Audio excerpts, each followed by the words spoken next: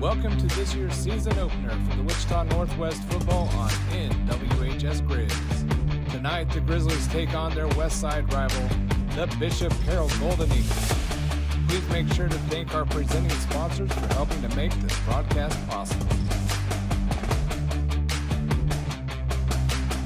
Jensen Chiropractic, Taco Project, Christopher Daniels Watch and Jewelry Repair, Electric Dance Studios, Chance Transmission, Hog Wild Pit Barbecue, Andrews Cleaning Center, Northwest Grizzly Pie.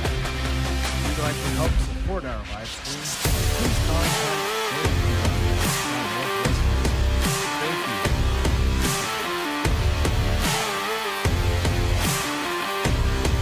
Hi friends, Bill Nightingale, General Manager of Mel Hamilton Ford.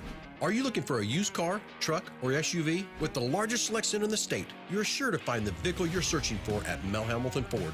At the Big Corner, customers are number one, so every used vehicle is checked out in our shop by a certified technician before it goes out on the lot for sale. Shop Mel Hamilton Ford first, a dealer you can trust. Visit us out on West Kellogg today or shop us online at mhford.com. Mel Hamilton Ford.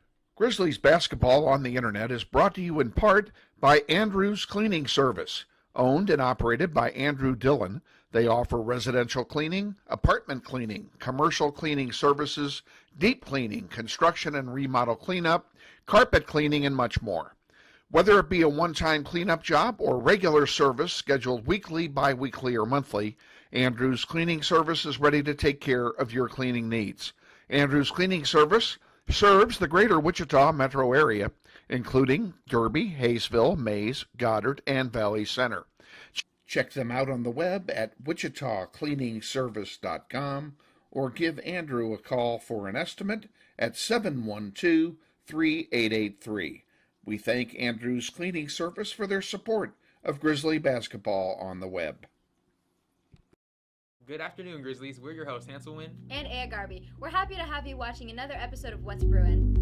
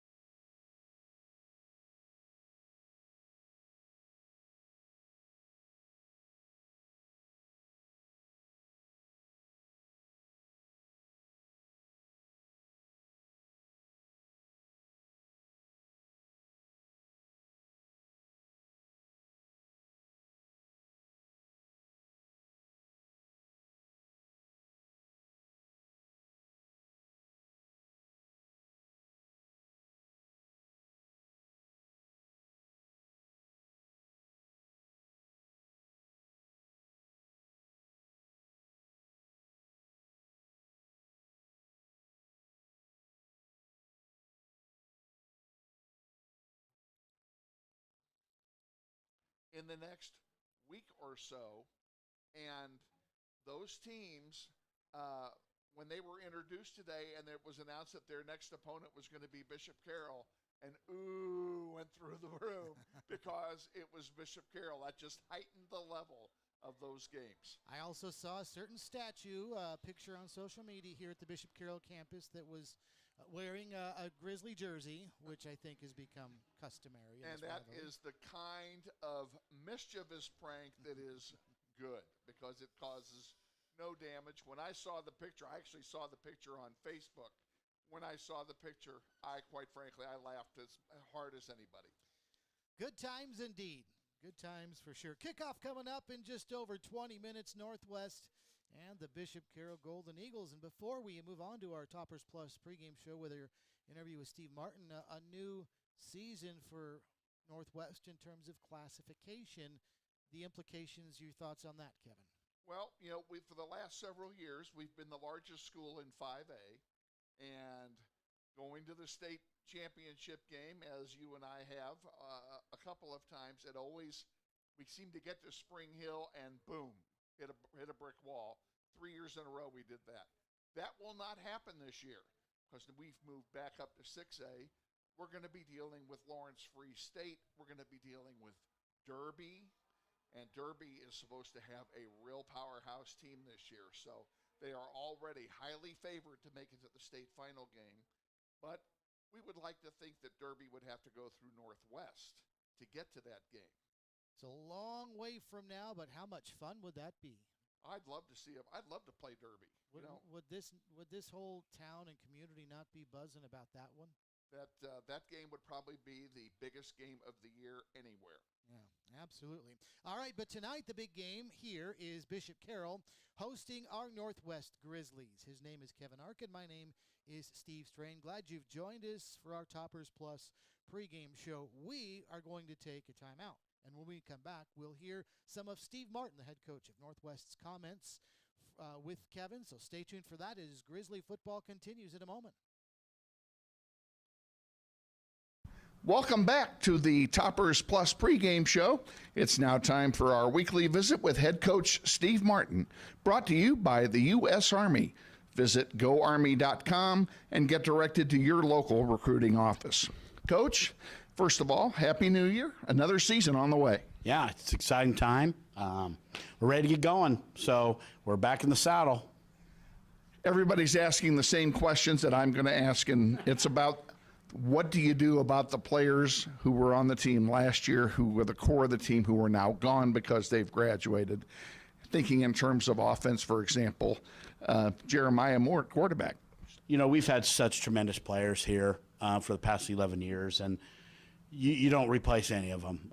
You find kids that have their own abilities and that can make things happen in their own sense, and we feel like Jace Glasper, if you remember that name, if you were watching the Hayes game last year, Jeremiah came out with a 2-play injury and threw a dime in the back of the end zone for a touchdown on the one play that he was in. So, Jace has a lot of exciting ability that he brings to us, but he's also going to make mistakes early. That's just playing in a faster speed of a varsity game, especially getting ready to play your rival. But he also is going to put us in some good situations, and Jace is going to be a kid that people go, where did this kid come from by the end of the year? And, of course, in the final game last year, we lost L.J. Phillips to a could have potentially catastrophic knee injury, and he was gone for the game. He would have been gone for the year had the season continued. He's back, I understand. It's he tore his ACL and his MCL that first play of the Capon game. And, we weren't the same team after that. And watching LJ reinvent himself this offseason and really go back to the basics and get back to the nitty-gritty of things is I think people are going to see a improved LJ Phillips this year. I know the coaching staff. You got Caden Ross, a 3-year starter for us back on the D-line. Caden has been unblockable all summer in this fall camp, doing some tremendous stuff. Trey Birch and Romello Golston have just been absolutely impeccable. And then instead of linebackers, who usually are our strength, you go back to the DBs with Ben Heidebrecht, Dontrell Harris, Jeremiah Harris, 3 returning starters back there. And, we're very, very excited about that. And so what we've done is we've sandwiched a bunch of inexperienced but very, very talented linebackers in Peyton Dean, Philip Givens, and then a freshman that's going to raise some airs this year is John Michael Fountain. And they are 3 tremendous playmakers, and they are going to be able to run around behind that defensive line this year. For the first time in a long time, your first game is not at home. We're on the road this week, right down the street at our big rival, Bishop Carroll. What does that do for your game plan? Oh, nothing. It's fun.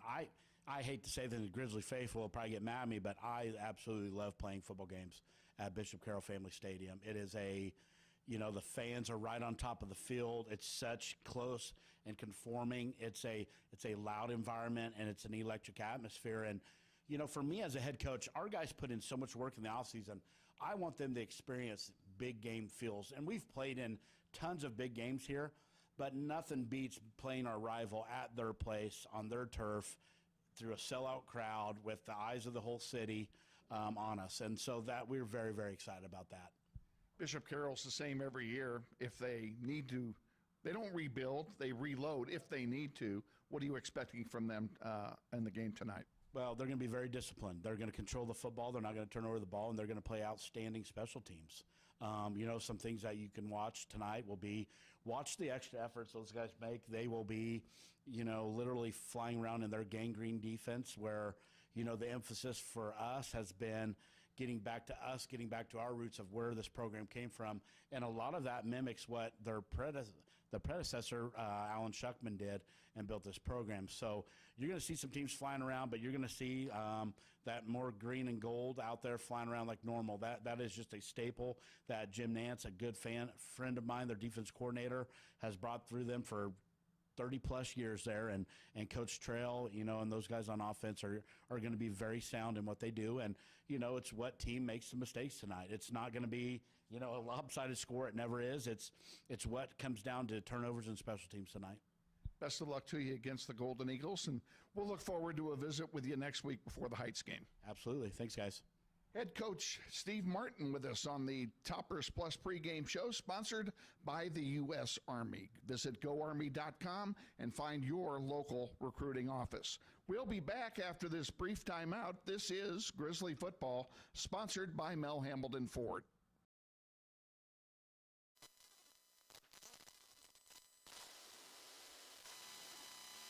Welcome back to Bishop Carroll Family Stadium. Bishop Carroll about to come out onto the field through the band and some members of the Flag Corps, cheerleaders. Quite a festive atmosphere tonight, Kevin Arkin.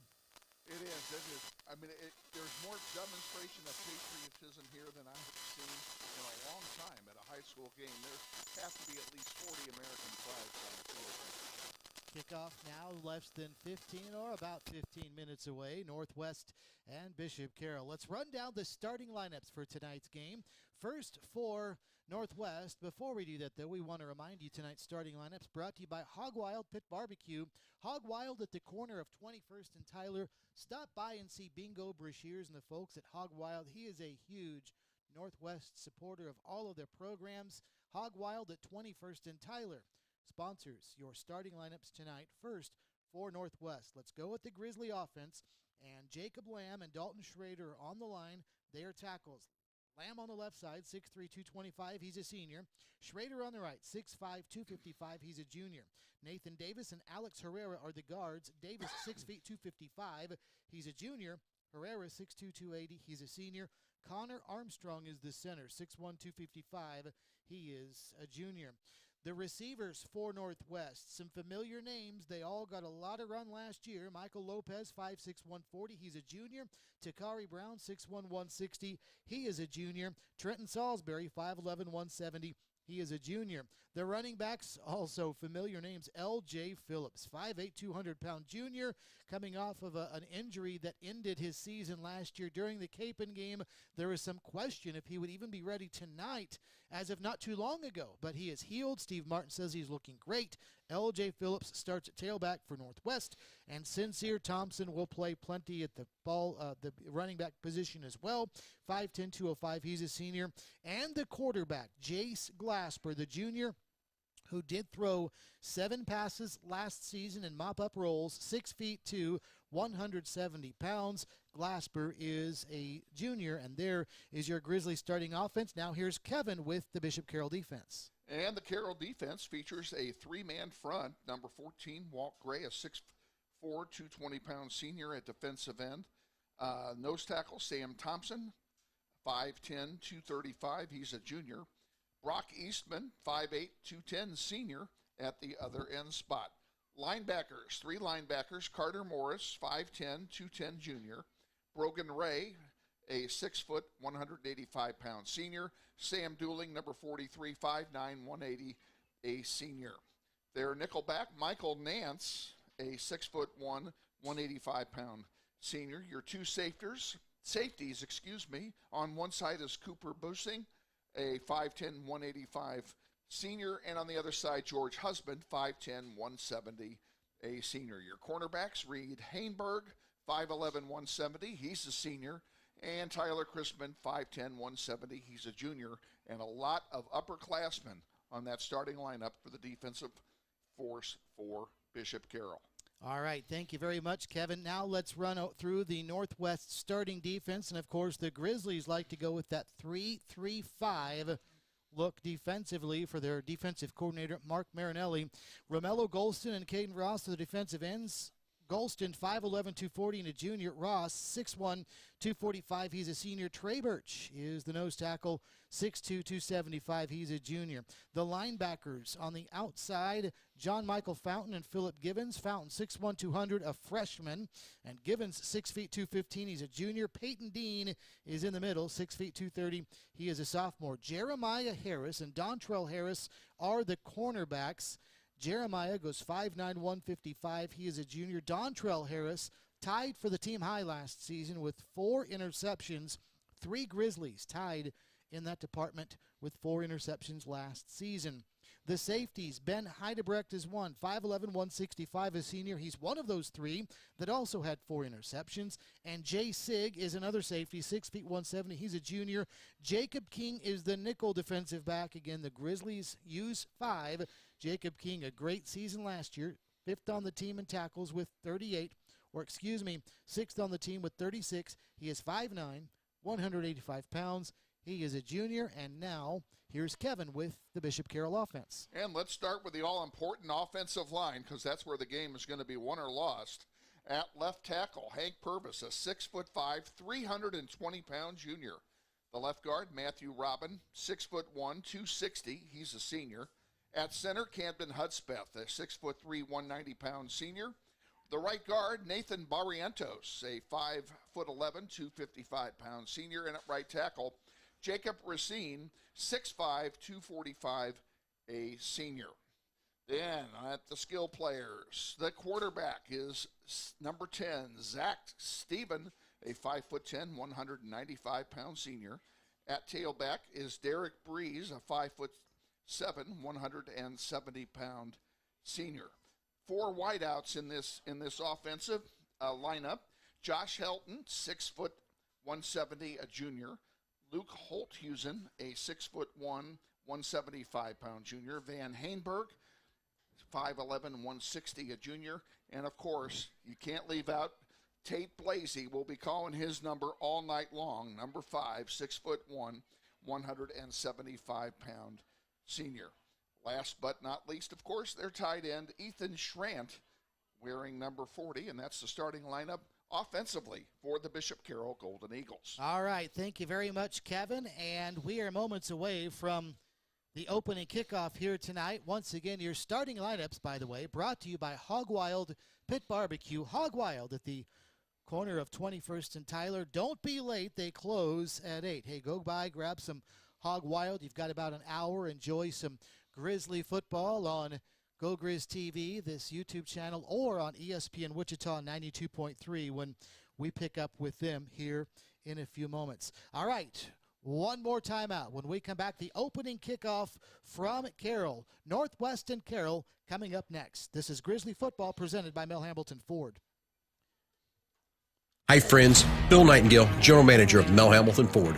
Are you looking for a used car, truck, or SUV? With the largest selection in the state, you're sure to find the vehicle you're searching for at Mel Hambelton Ford. At the Big Corner, customers are number one, so every used vehicle is checked out in our shop by a certified technician before it goes out on the lot for sale. Shop Mel Hambelton Ford first, a dealer you can trust. Visit us out on West Kellogg today or shop us online at mhford.com. Mel Hambelton Ford, experience the difference.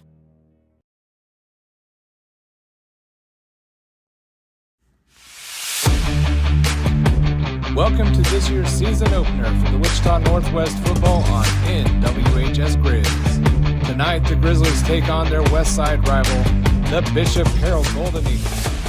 Please make sure to thank our presenting sponsors for helping to make this broadcast possible. Jensen Chiropractic, Taco Pronto, Christopher Daniels Watch and Jewelry Repair, Electric Dance Studios, Chan's Transmission, Hog Wild Pit Barbecue, Andrew's Cleaning Service, and Northwest Grizzly Club. If you'd like to help support our live stream, please contact Northwest. Thank you.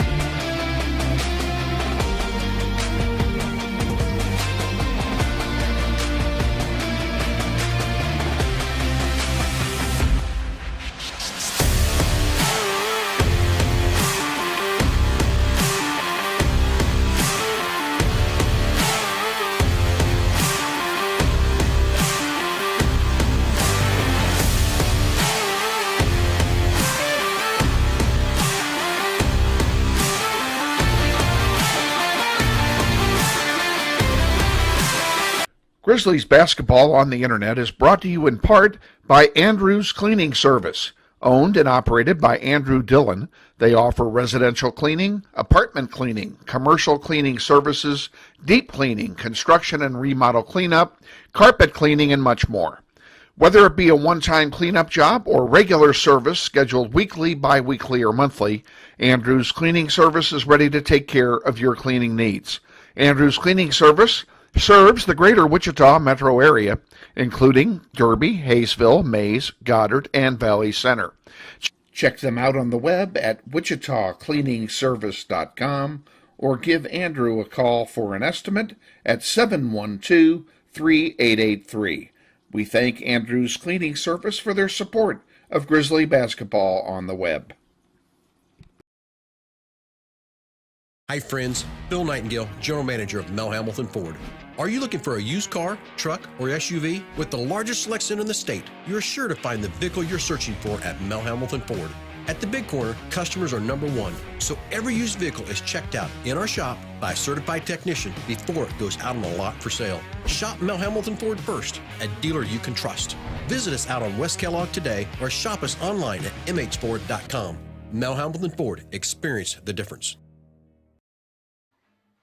Welcome into Bishop Carroll Family Stadium on the campus of Bishop Carroll High School in Wichita, where tonight ESPN Wichita and NW Grizz TV on YouTube bring you Northwest Grizzly football. And once again, these two teams, the Grizzlies and the Bishop Carroll Golden Eagles, two powers in the state of Kansas, start off with a bang, going head-to-head on a beautiful night for football. My name is Steve Strain, along with Kevin Arkin. Kevin, the coin toss about to take place as we wrap up our pregame show, brought to you by Toppers Plus. Your pregame show has been on YouTube for the last 30 minutes. Now we have the final moments of our pregame show here, brought to you by Toppers Plus. What an atmosphere here tonight, Kevin, to start the season. It is. The place is packed, both sides of the stadium, packed with fans. There's not a cloud in the sky. The sun is out. A slight breeze out of the south, about 5 to 10 miles an hour, so wind is not going to be a crucial factor in this game, which is exactly what you want. You couldn't ask for anything else except for great football, and I think we're about to get it. Temperature just above 90 degrees here tonight on this Friday night of football, the first of 8 regular season games.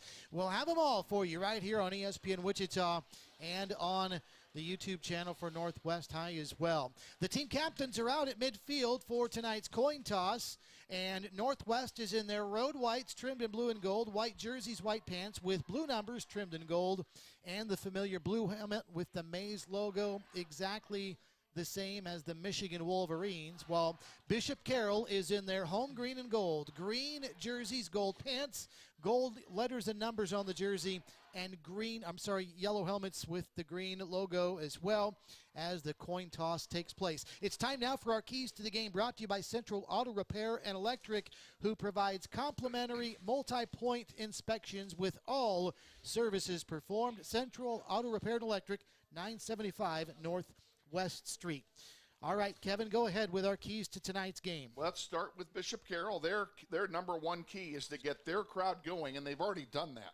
They need to get them going now while they're on the field. For them, it's keep ball possession in their favor and to keep the turnovers, of course, to the absolute minimum. Defensively, real simple. They need to disrupt the new quarterback for Northwest. For Northwest, they need to win the turnover battle tonight. That means they need to take care of the ball and they need to take away the ball on defense. That'll challenge our defense because our biggest fumble forcers from last year are no longer here. And, of course, the key on offense, get the run established. Sincere Thompson, L.J. Phillips have got to be a 1-2 punch running the ball, and they need to show it very, very early. All right, thank you very much. And your keys to the game, again, brought to you by Central Auto Repair and Electric, where you can leave your keys with them, and they'll give you a ride to work also. Their multi-point inspections complimentary with all services, Central Auto Repair and Electric. Kevin, again, a gorgeous night for football, and just as we thought, the late arriving crowd on the south end of the Bishop Carroll side starting to fill in, and the Northwest fans got here plenty early, and the bleachers here on this west side, the visitor side, packed from end to end. We've got a packed house. We've got a great night of football, and we're just a couple minutes away. I'm excited for this one, as always. And, you know, the coin toss was going on out there while we were in here working and talking about keys to the game and everything. I don't remember who won the toss or who's getting the ball. We'll just find out when the teams go out. The Grizzlies start this season on the road, and Kevin, they've got 4 home games on the schedule, but one of those interesting road games is going to be a game at Stryker that they're going to have to play. That was originally scheduled to be at Southeast, but they've got some turf issues there, so one of the road games will also be at Stryker Complex this season. Yeah, I was hoping to avoid Stryker because we play Capon at home, but unfortunately the Southeast Stadium has major turf problems, and the turf is unplayable. So we'll have to take another trip to Stryker anyway. And we're also going to take a trip down to Riverfront Stadium to play West. So we're actually giving up one of those 4 home games to go down to West High, to Riverfront, to take on the Pioneers this year. All right, Carroll will receive to start the game. Carroll will move from our right to left, and Northwest will move from our left to right. Braden Sauter has it teed up at the 40-yard line. Northwest will move from our left to right. Your opening kickoff brought to you by Jensen Chiropractic. They do sports physicals for athletes all over the area for just $20. Jensen Chiropractic at the corner of 13th and Tyler as we're about set to go. Sauter about to meet it up and get this 2022 campaign underway between these two rivals. And here we go. It's a low line drive kick that's going to be picked up right at the goal line.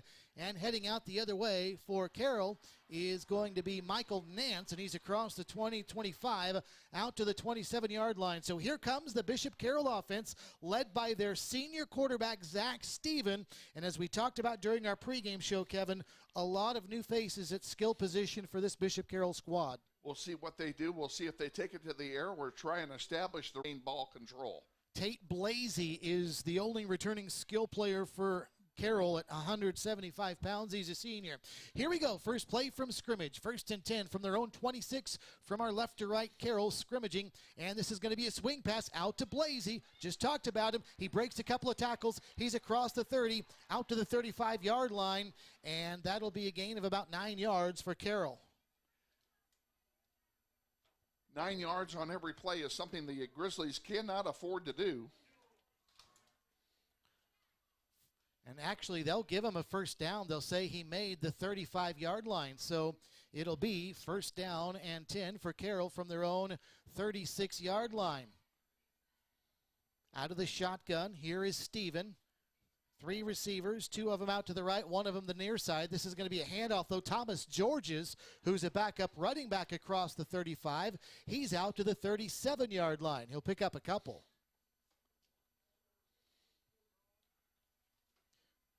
Northwest. Good run defense up the middle. Excuse me, Steve. Good run defense that time up the middle, led by Caden Ross. So it'll be 2nd down and 9 for Carroll. Ball resting at their own 36-yard line. Opening drive of the game, scoreless. About a minute in. 4 receivers for Carroll, 2 to each side. And a running back flank to Zach Stevens' right. He's got the shotgun snap, throws out to the right side. Pass too high and incomplete. He was looking for Blasey, and that'll bring up 3rd down. Jeremiah Harris in coverage. 3rd down and long. This is what the Grizzlies defense needs. This is the time to hold and force the punt. Bishop Carroll under the direction of Dusty Trail. Just a tremendous job for him. Golden Eagles, tremendous coaching job last year at Northwest. They came from behind, trailing 13-0, came back and won the game at Northwest to start the season last year. 3rd and 9, Carroll here. Steven out of the shotgun back, pump fakes, then rolls to the right. He's got a throw on the run. He's got Blasey across the 40, out to the 44-yard line. I think that's it. That is, he needed about the 46. So it looks like he's 2 yards shy, 4th and a couple, and a big decision here for Coach Trail, and it looks like they're going to go for it. No decision made here. They're going for it. So on 4th down, call it a yard from the 45. Carroll will go for it from their own 45. Now Steven looks over to the sideline. They're going to chew a little bit of clock. Wonder if they might go with the hard count here. But Steven right now still looking over to the sideline. Now they've got the play. The receivers line up. 3 of them out to the near side, 1 to the far right side as they move from our right to left. 4th and a yard from their own 45. They will go for it. The shotgun snap, the throw out to the near side. That's Helton, and I don't think it got there. What a job by the Grizzly defense. Holding on 4th and 1. They'll have the football on the Carroll side of the field. The pass was completed, and 3 Grizzlies swarmed all over the receiver, and he gained absolutely nothing after the catch. So Northwest will take the football, 1st and 10. In Bishop Carroll territory here. What a job by Northwest to hold. And the Grizzlies will now have it 1st and 10 from the 45 of Bishop Carroll. 10:41 to go first quarter, and Northwest with the first big play of this contest. Getting the stop as Carroll turns it over on downs. Here's Jace Glasper, 1st and 10, handing it off right up the middle, and L.J. Phillips bursts across the 40. He's inside there to the 38-yard line. Nice gain on 1st down. He ran right up the middle. Great blocking by his offensive line. He had a huge hole to run through. Comes up with 7 yards. 2nd and 3 Northwest from the Carroll 37. Handoff Phillips coming right. Stiff arms at the 38.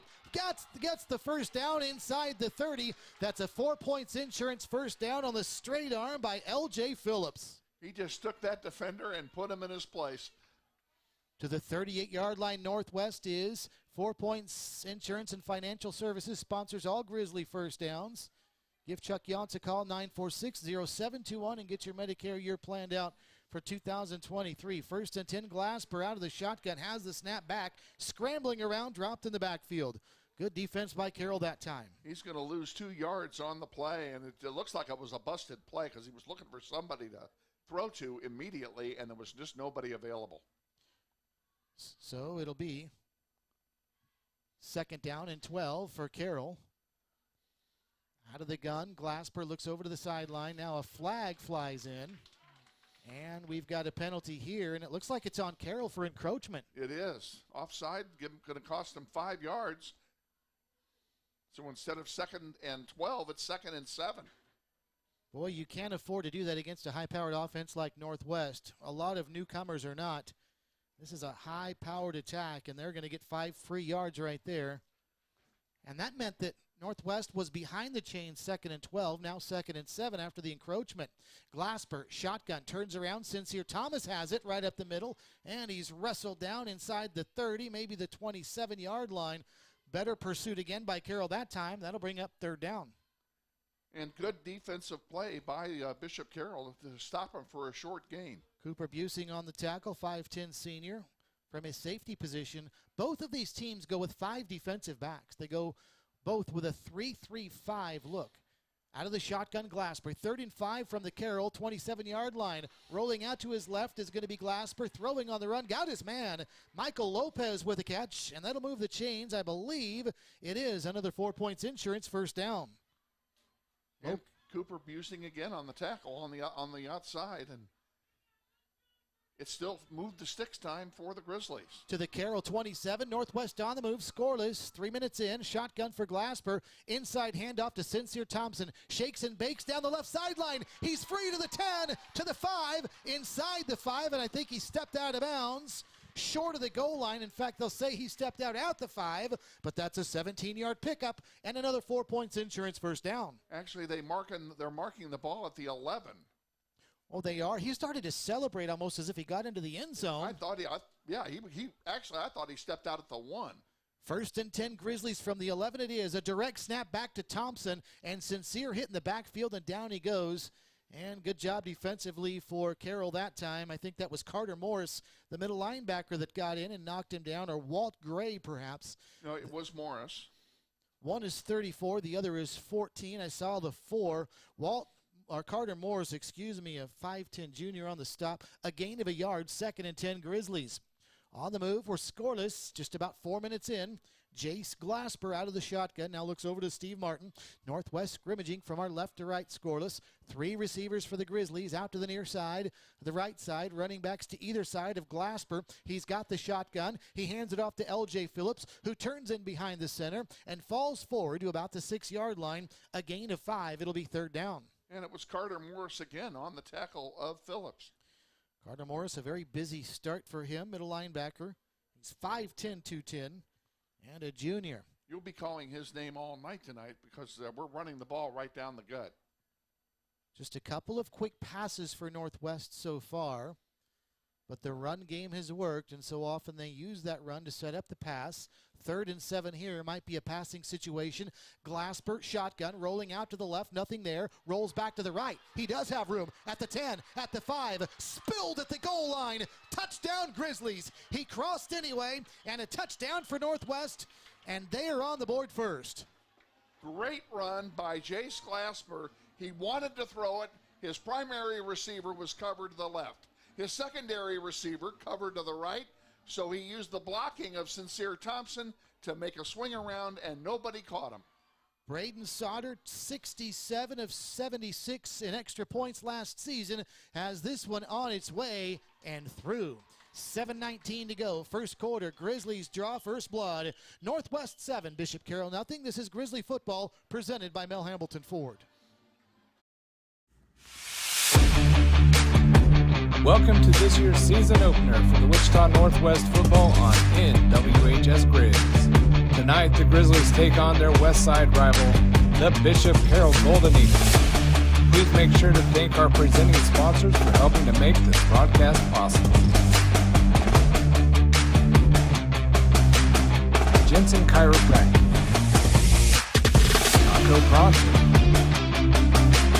Christopher Daniels Watch and Jewelry Repair, Electric Dance Studios, Chance Transmission, Hog Wild Pit Barbecue, Andrews Cleaning Center,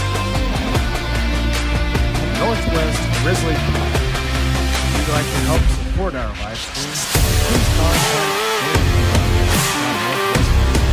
Hi friends, Bill Nightingale, General Manager of Mel Hamilton Ford. Are you looking for a used car, truck, or SUV? With the largest selection in the state, you're sure to find the vehicle you're searching for at Mel Hamilton Ford. At the Big Corner, customers are number one, so every used vehicle is checked out in our shop by a certified technician before it goes out on the lot for sale. Shop Mel Hamilton Ford first, a dealer you can trust. Visit us out on West Kellogg today or shop us online at mhford.com. Mel Hamilton Ford, experience the difference. Understandable, as they have the early lead, I should say, on the road.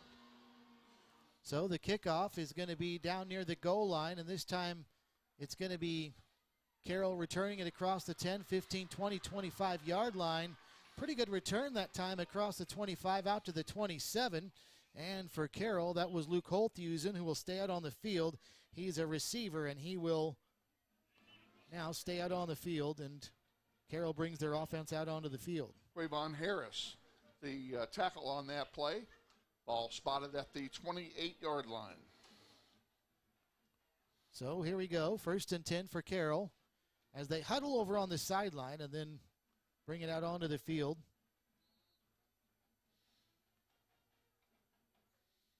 And Carroll will scrimmage from their own 28. 7-0 Northwest, 7:13 to go, first quarter.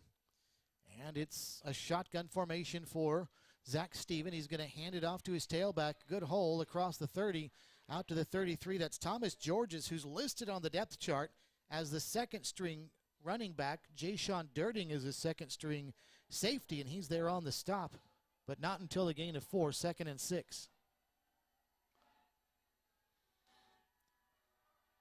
Steven, a long look over to the sideline. And now turns around, checks out the center, and calls the play. And this is going to be a toss right side over to Nance across the 40. He's got it to the 42. That'll be a gain of about 9 yards. It'll move the chains. That's another Carroll first down. Bit of a break for Northwest in that the ball was underthrown, and Nance had to come back for it. Otherwise, he'd have gotten a lot of yards after the catch. 1st and 10 for Carroll. Handoff right up the middle, and to the 42-yard line goes the running back. Didn't catch who that was. It was just a gain of a yard or so, and that'll bring up 2nd down. 2nd and 9. Grizzlies defense pretty stiff so far here in the early going. What you would expect from Mark Marinelli's squad. 2nd down, 9 from the 43-yard line. Carroll had only 10 players on the field for a moment. Now they've got 3 receivers, Slotka on the left. Quick little swing pass out to the near side. That's going to be caught. And a pretty good gain here. That's Georges listed as a running back, or excuse me, that's going to be a receiver, Van Hanneberg, who makes the catch, and then Ben Heidebrecht brings him down. Hanneberg was showing number 19 on the roster we got, but he's wearing number 2 here tonight on the final numerical roster. So Hanneberg on the carry. Now on 3rd down and a yard. Handoff right up the middle, enough for the first down as they move the chains. Georges only needed a couple, and he got 3, and the chains will move for Carroll. Bishop Carroll now into Grizzly territory at the 48. And again, a long look over at the sideline to get a play called in to Zach Steven and company. First and 10, Carroll on the move into Northwest territory for the first time tonight. Steven back, pump fakes, throws. Right side has a man there. Diving and incomplete. Oh, he led him just a little bit too far. Coverage was pretty good as well. And it's an incomplete pass. That'll bring up second down. Jeremiah Harris over there defensively for Northwest, but the ball was overthrown. Even so, Harris had good defensive position on the receiver, making it second down now and 10 from the 48.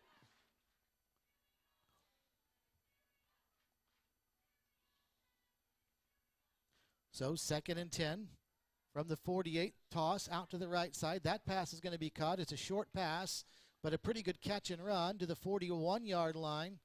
And that's going to be that same receiver, Hanneberg, who's going to confuse us all night wearing the wrong jersey number according to what we had on the 2 deep. Peyton Dean on the stop, linebacker, though, for Northwest. It'll be third down and about 5 for Carroll. And let's get these Grizzlies charged up here and get them to hold on third down, although they're pretty much in four-down territory already here if you're Bishop Carroll.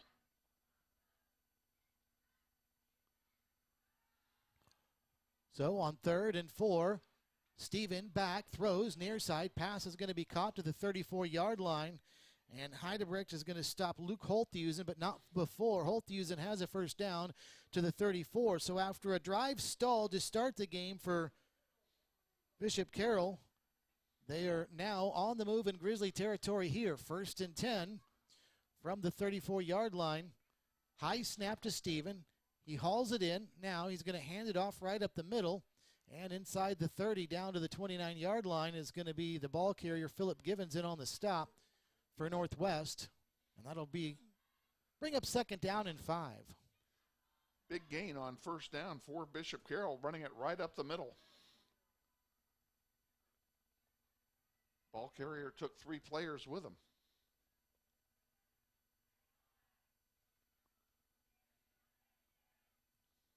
Out of the shotgun on second and 5. It's going to be Steven. Handoff, Thomas Georges, jet sweep coming right. He's inside the 25, down to about the 22, but that'll be enough for another Bishop Carroll first down. Heidebrecht, one of the top tacklers for this Northwest team last year, is going to get credit for the stop there, but not before it's another Carroll first down. And Carroll going with tempo now. 7-0 Northwest, 2:50 to go first quarter, but Bishop Carroll on the move at the Grizzly 22. Shotgun, this is going to be a handoff. And this is going to be Georges around right tackle. He's got some room. He's inside the 15, down to about the 12-yard line. Looks like Heidebrecht chased him out of bounds again. And that'll moves the sticks again. Another be a first down.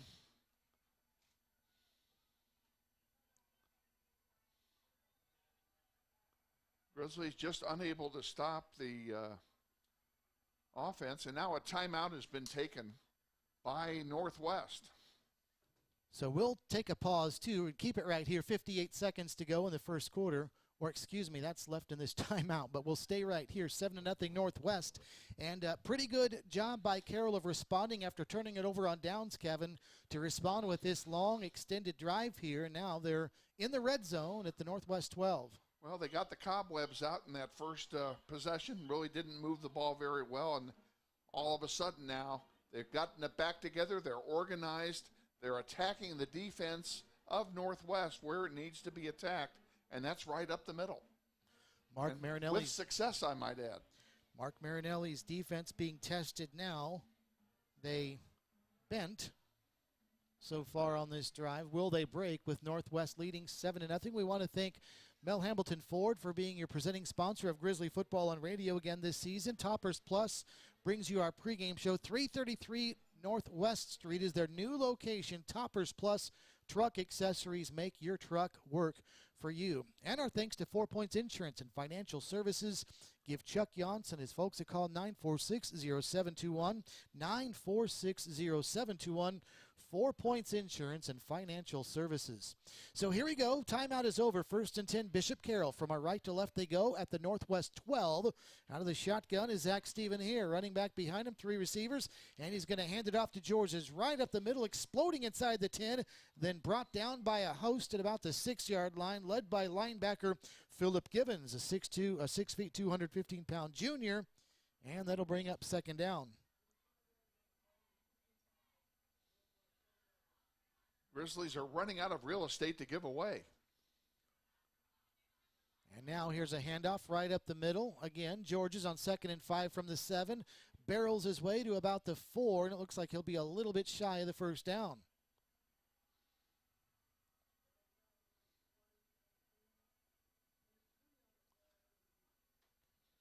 Clock running, 2 minutes left, first quarter, 3rd down and 5 for the Bishop Carroll Golden Eagles. Caden Ross in on the stop on that last play, but he needed help.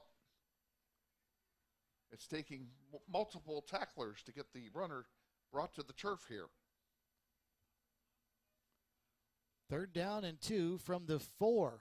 Out of the shotgun is going to be Zach Steven. He's going to hand it off up the middle. George is behind left guard. He's to the 2 and the 1. Touchdown, Bishop Carroll. Thomas George is in from 4 yards out, and Bishop Carroll is an extra point away from tying the score. It's 7-6. Well, we didn't expect that anybody was going to get shut out here tonight, that's for sure. But now what that does, that swings the pendulum of pressure back toward the visitors to do something with the ball the next time they get it. So now the extra point for Carroll. And It's this blocked. is going to be blocked and no good. A big block right there for the Grizzlies as Hudson Lee's kick was blocked. And that was on the snap, Steve. The snap, instead of being right to the holder's hands, was behind him. He had to reach behind to get the ball and then swing it all the way around his body. And by the time he did that and got it placed, the defenders were through and were able to block the kick.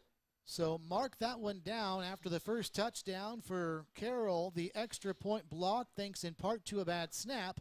So the score with 134 left in the first quarter is Northwest 7 and Bishop Carroll 6. And the Grizzlies now about to get the football back, and maybe the blocked extra point will give them a little boost on this second possession of the game for Northwest. Our thanks to Taco Prano, sponsoring Grizzly football this season. Over 50 years, locally owned, family operated. Taco Prano on 21st Street between Tyler and Ridge. They've been with us all 4 years. We've had Grizzly football on the air thanks to Taco Prano for sponsoring Grizzly football this season. Christopher Daniels, Watch and Jewelry Repair, will sponsor our gem of the game. At the end of the game, stay tuned for that. Christopher Daniels, Watch and Jewelry Repair. He's at the corner of Central and Tyler. You know, they talk about putting the Holy War game down at Riverfront Stadium because of the big crowd. This game could go down there just as well for the same reason. No question Both about sides are full. That would be a fun night if that were the case. We are at Bishop Carroll Family Stadium, though. 1:34 to go, first quarter. Northwest 7, Bishop Carroll 6. We haven't talked much about the wind, and that's unusual, but there's not any tonight. The flag at the north end zone is completely still. It's rare for this time of year, but no wind tonight. It is a beautiful, warm, sunny night.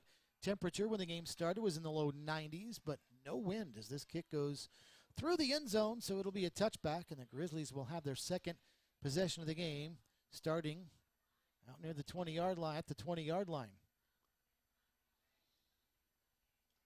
7-6, Northwest with a lead. Second possession of the game for Northwest. Grizzlies scored their first touchdown drive with mostly running plays from 45 yards. Their drive spanned when they had a turnover on downs. Here is their second. Jace Glasper out of the shotgun.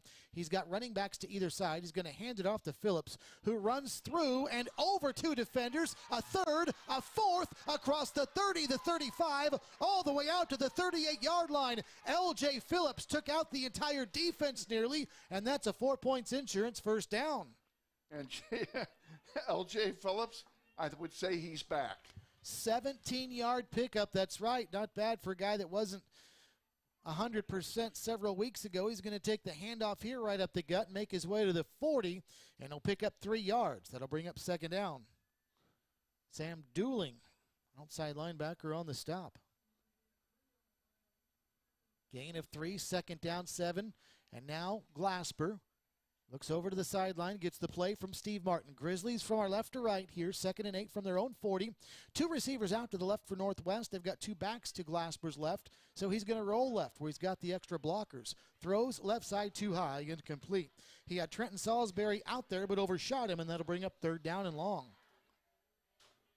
Now there's a tough call here. Do you throw the ball because it's 3rd and 7, or do you give it to L.J. Phillips and hope he can crash another one like he did a moment ago? I think in it farther down the field, you might run the ball and then make it 4-down territory, but right here, boy, it's a tough call. Jeremiah Moore used to run. Tough call. Jeremiah Moore would run these for first downs all season last year. They do have the smaller back behind Glasper. That's Sincere Thompson.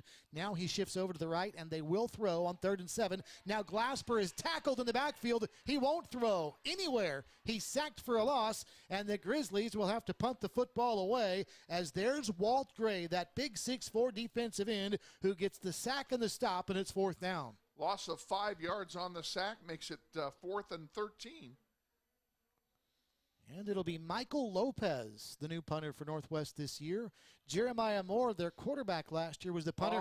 Here it's Lopez, and this is 2 feet over his head. He's scrambling around. Then he kicks a low-line drive that does take a Northwest bounce, but it's going to be lucky to get back to midfield. It doesn't. Downed at the 47-yard line, so that's a 13-yard punt. None the fault of the punter, though, as that was a bad snap. And that was just a disaster in the making. Had he been tackled back there, he was inside his own 10-yard line when he punted it. He had plenty of time to punt it. He rushed the punt when he didn't need to do so because they hadn't gotten back there yet. The snap was so far over his head, he was the only one near it. Just 1 second left in the first quarter, 7-6, Northwest with the lead. So this will be the final play of the first quarter, barring a penalty. And it's Zach Steven out of the shotgun.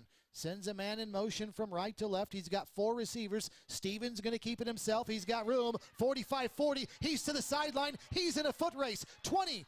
And, well, actually, he stepped out of bounds at the 27. He's still running into the end zone, but they say he stepped out way back at the 27. That's still a 20-yard pickup on first down. That's what will take us to quarter number 2. It's been a fun one and a fast one, as we thought to start. Northwest 7 and Bishop Carroll 6 after 1. You're listening to Grizzly Football, presented by Mel Hamilton Ford. Hey friends, Bill Nightingale, General Manager of Mel Hamilton Ford. Are you looking for a used car, truck, or SUV? With the largest selection in the state, you're sure to find the vehicle you're searching for at Mel Hamilton Ford.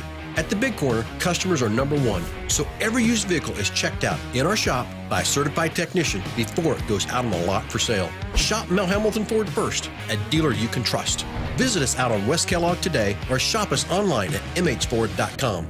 Mel Hamilton Ford, experience the difference.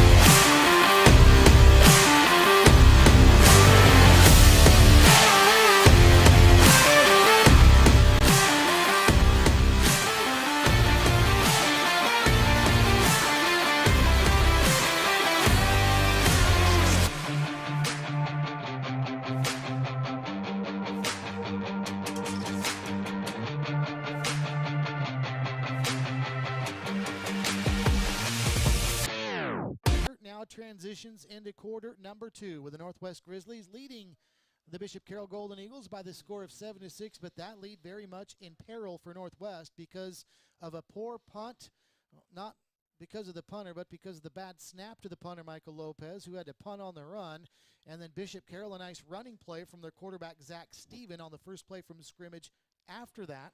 So Carroll now in Grizzly territory on 1st and 10 here from the Northwest 28-yard line, and that's where this first down play will take place for the Bishop Carroll Golden Eagles. But we're waiting for the media timeout to end. We might have some longer than normal between quarter breaks after the first and after the third, and that gives us a chance to thank Central Auto Repair and Electric for sponsoring your keys to tonight's game. A free multi-point inspection with all services, Central Auto Repair and Electric, 975 Northwest Street in Wichita. Here we go. 1st and 10, Bishop Carroll from the Grizzly 28-yard line. Steven is going to run the option. Toss it right side. Oh, and it's blown up big time.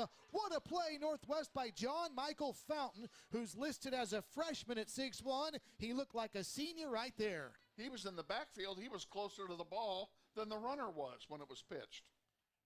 Tremendous play by Fountain. It's a big loss all the way back to the 33-yard line, and that's a 5-yard loss, 2nd and 15. 4 receivers for Bishop Carroll, 2 to each side. Stevens out of the shotgun. Running back is Georges to his right.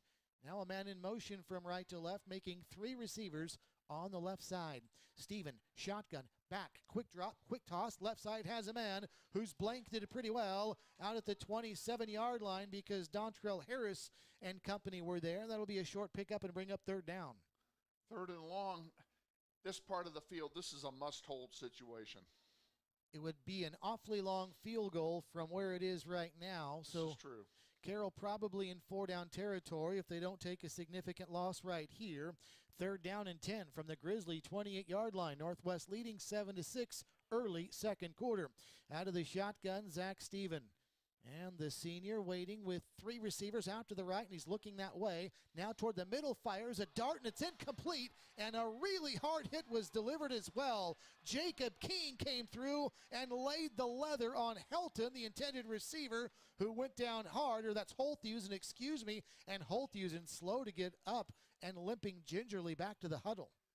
Great play by Jacob King. He timed his leap perfectly, and he got there just as the ball did. No way anybody was going to catch that ball. Well, I said it was going to be a long field goal attempt for Carroll if they didn't gain any yards. They're going to try it from 45 yards out. And this is Hudson Lee. Don't forget, moments ago he had an extra point blocked. This field goal from 45 on its way, and it is good. How about that from 45 yards for a field goal? It barely cleared the crossbar, but it did clear it. 10:32 to go. 2nd quarter. The new score is Bishop Carroll 9, Northwest 7. We'll take a timeout. This is Grizzly Football presented by Mel Hamilton Ford. Grizzlies, we're your hosts, Hansel Wynn And Aya Garby. We're happy to have you watching another episode of What's Brewin'.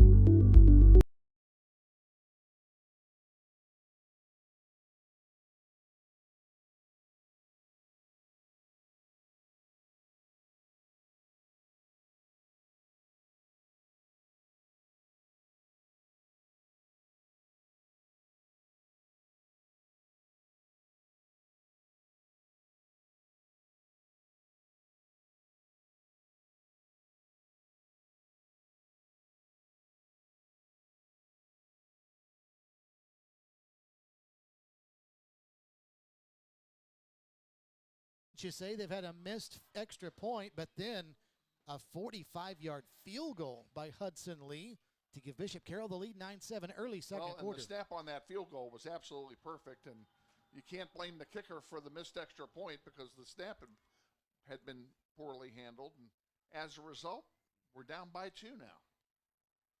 So now the Grizzlies, who are moving from our right to left here in the 2nd quarter, will have their first 2nd quarter possession as the kickoff is on its way, and there's a high, long end-over-end kick. And wisely, Aaron Bohannon Jr., the return man for Northwest, actually that's Sincere Thompson, I beg your pardon, lets that one sail over his head. Touchback, 1st and 10 Grizzlies from the 20-yard line.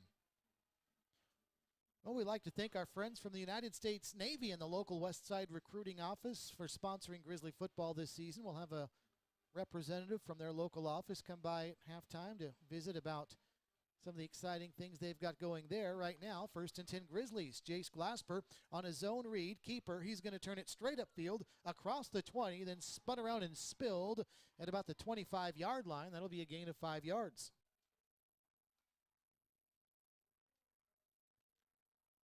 Cooper Busing on the stop for Bishop Carroll. 2nd and 6, they'll say. Glasper, quick drop, throws to Lopez. Little curl route at the 30. He's got it, then twists his way across the 35, out to the 37-yard line. There's a 13-yard pickup.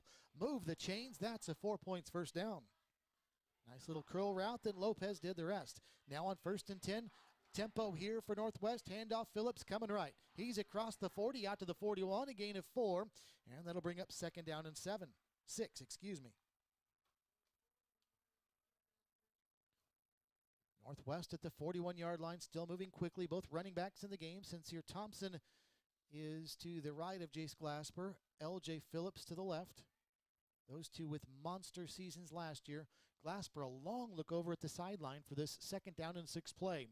Northwest trailing Bishop Carroll 9-7, 9.5 to go second quarter.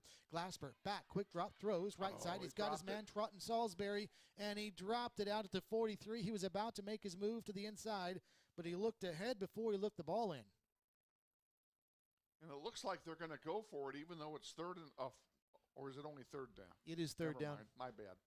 So they are going to go for it on third down. On third down, they should go for it. You weren't wrong. I wasn't wrong. You didn't need to apologize. Third and 6. Yeah. Glasper back. Play action. Rolling goes right. Deep drop. Heaves one down the middle of the field, and it's caught at the 30-yard line.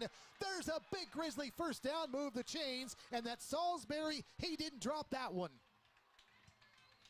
Into double coverage. Reed Hanneberg on coverage, but Salisbury, a great job elevating to haul that one in. Beautiful pass, perfectly placed, easy catch. For the 4 points first down. Now a handoff, Sincere Thompson around the left side. He's got the sideline, the 10, the 5, touchdown Grizzlies. Sincere Thompson. Yeah, Bishop Carroll guessed wrong. They guessed that the play would go up the middle, and Thompson just brought it around the left corner and took off. From 29 yards, Thompson with a score to give Northwest the lead, 13-9. And now Braden Sauter on to attempt the extra point, which would put Northwest back up by 5 points. Just under 9 minutes left, second quarter. Sauter, I mentioned it earlier, 67 of 76 last year. He's 2 for 2 tonight. 8:58 to go, second quarter. The new score, Northwest 14, Bishop Carroll 9. This is Grizzly football presented by Mel Hambelton Ford.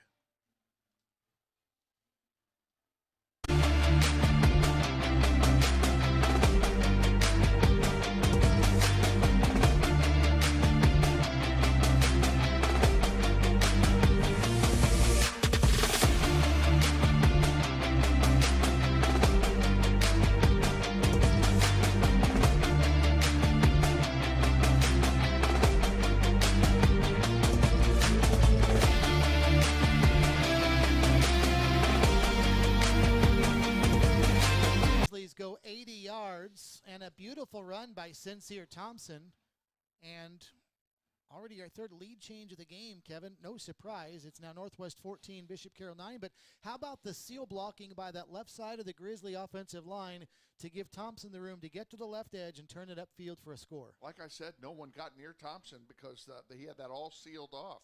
And that drive, a typical Northwest Grizzly drive, 5 plays. And let's not forget the key play there in that drive was the big catch by Trenton Salisbury, who dropped a pass on the previous play on just a little quick slant, but he went airborne and caught a big bomb thrown right down the middle of the field, leaped up over the defender and hauled it in. That set up Sincere Thompson's touchdown run. Don't forget that catch. And what does that say about the confidence in Salisbury to give him the ball right back after he dropped it? So it'll be Braden Sauter teeing it up to kick off. The lights are on here at Bishop Carroll Family Stadium. Still some daylight left, but the lights are on, and before long we'll be under the lights in a dark black sky on a beautiful night in South Central Texas. In a great rivalry, Bishop Carroll and Northwest 14-9, Grizzlies with the lead. And most of the field is now encased in the shadows. Next week, the Grizzlies will be at home for the Heights Falcons. John Randall coming to Grizzly Stadium. Looking forward to playing against them. Yeah, that ought to be a fun one. Sauter kicks it off. Low line drive is going to skip across the turf, and it's going to be picked up by Nance inside the 5. Boy, that's an interesting decision. Across the 10, it was a good decision. 20-25, tripped up out of the 29-yard line. I thought he was crazy at first, Kevin, but worked out pretty well for Bishop Carroll. It worked out really well for Bishop Carroll because they picked up an extra 9 or 10 yards that they wouldn't have gotten on a touchback, and it would not have been a touchback. That ball was bouncing straight up on the 2-yard line. And at that point, you're right. You probably do have to pick it up and not risk the Grizzlies recovering it. So here comes Carroll with 8:52 to go, second quarter. 14-9, they trail the Northwest Grizzlies. Carroll will be at South next week, by the way. 1st and 10 Carroll here.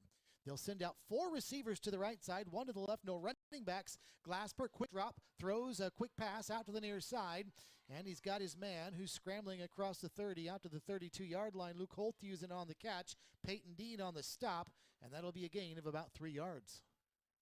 And that play turned something into nothing because they actually had a chance to trap the receiver in the backfield after he caught the ball, and he managed to shake him off. 2nd and 5, Carroll, so they'll actually spot the ball up at the 33-yard line and say it's a 5-yard gain. A little extra effort there for Holthusen. So 2nd and 5, Glasper out of the gun, running back behind him. 3 receivers, 2 of them out to the right side. And Glasper surveys the defense, now has the shotgun snap. And he'll hand it off to Georges around the right side. He's got a nice hole across the 38, 40, and knocked down at the 41, an 8-yard pickup. That'll be a Carroll first down before Jeremiah Harris brings him down.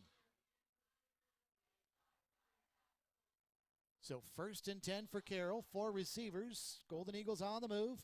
And this is going to be a zone read. And Stevens going to keep it around the right side. Breaks out of a tackle near the 40. Then all the way across the 45 out to the 49. A gain of 8 when it looked like initially he had nowhere to go. I actually thought he had the first down. He must have stepped out of bounds in front of the Grizzlies bench. 2nd down and 2 for Carroll from the 48-yard line of Bishop Carroll, trailing the Grizzlies 14-9.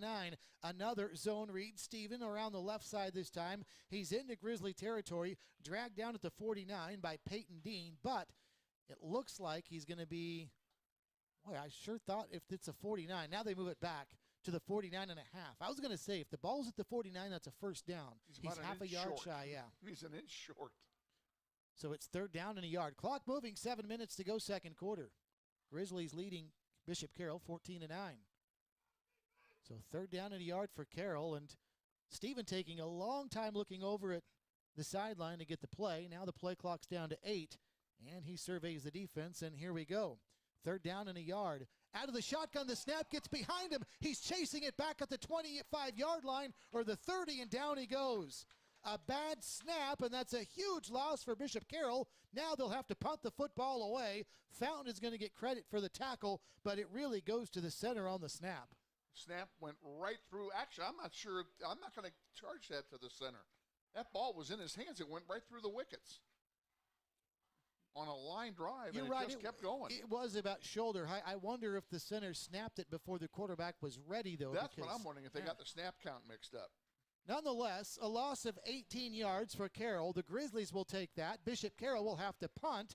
That also is a huge play in the field position game because now Carroll is going to get away a high, short punt. It's a mile high. It will take a Bishop Carroll bounce inside the Grizzly 40, inside the Grizzly 35 to the 34, and down at about the 33-yard line.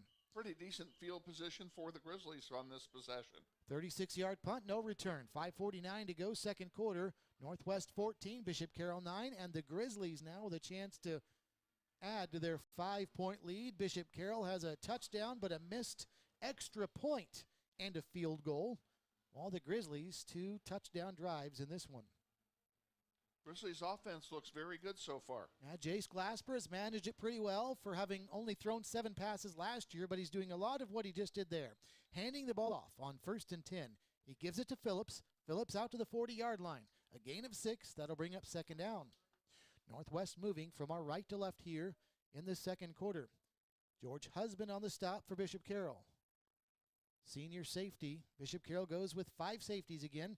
This is going to be a toss left side. This is going to be Thompson dancing in out of traffic across the 41, then wrestled down at about the 42. Leading the way was Husband again. That's 2 plays in a row for him, and that'll bring up 3rd down and short for Bishop Carroll. For Northwest, excuse me. Big 3rd down play for Northwest. Grizzlies need 2 from their own 42. 5-minute mark, 2nd quarter. Northwest up 14-9.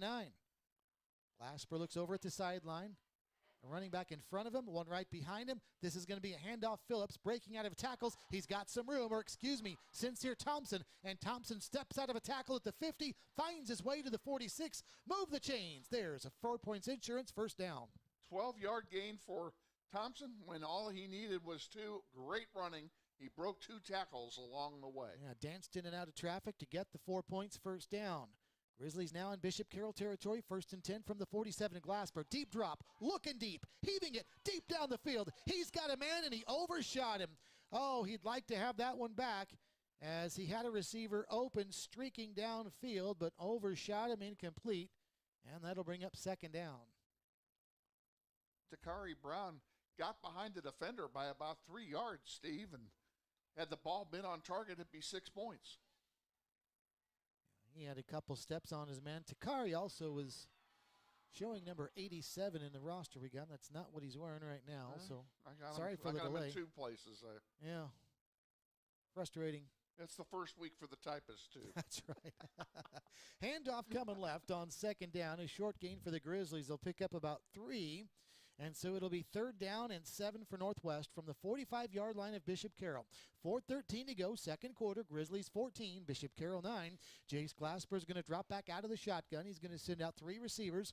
Running back to his left, Glasper throwing right side into a seam, overthrown, incomplete. Michael Lopez is 5'6", and Glasper threw that about 7'6" off the turf, and it's incomplete. And he's really lucky that Tyler Crispin didn't pick that one off. He had a hand on it. Had he gone up with both hands for it, I think he would have had it. Yeah, and to give you an idea, Chrisman was a good 5 yards behind Michael Lopez, and it was too high for him. Yep. That's how high that pass was. 4th down and 8 for the Grizzlies, and Lopez now is back to punt. This was a disaster for the Grizzlies last time. It was over his head. This time it skips to Michael. He digs it up out of the turf and punts it in to the end zone. So it'll be a 45-yard punt that nets 25.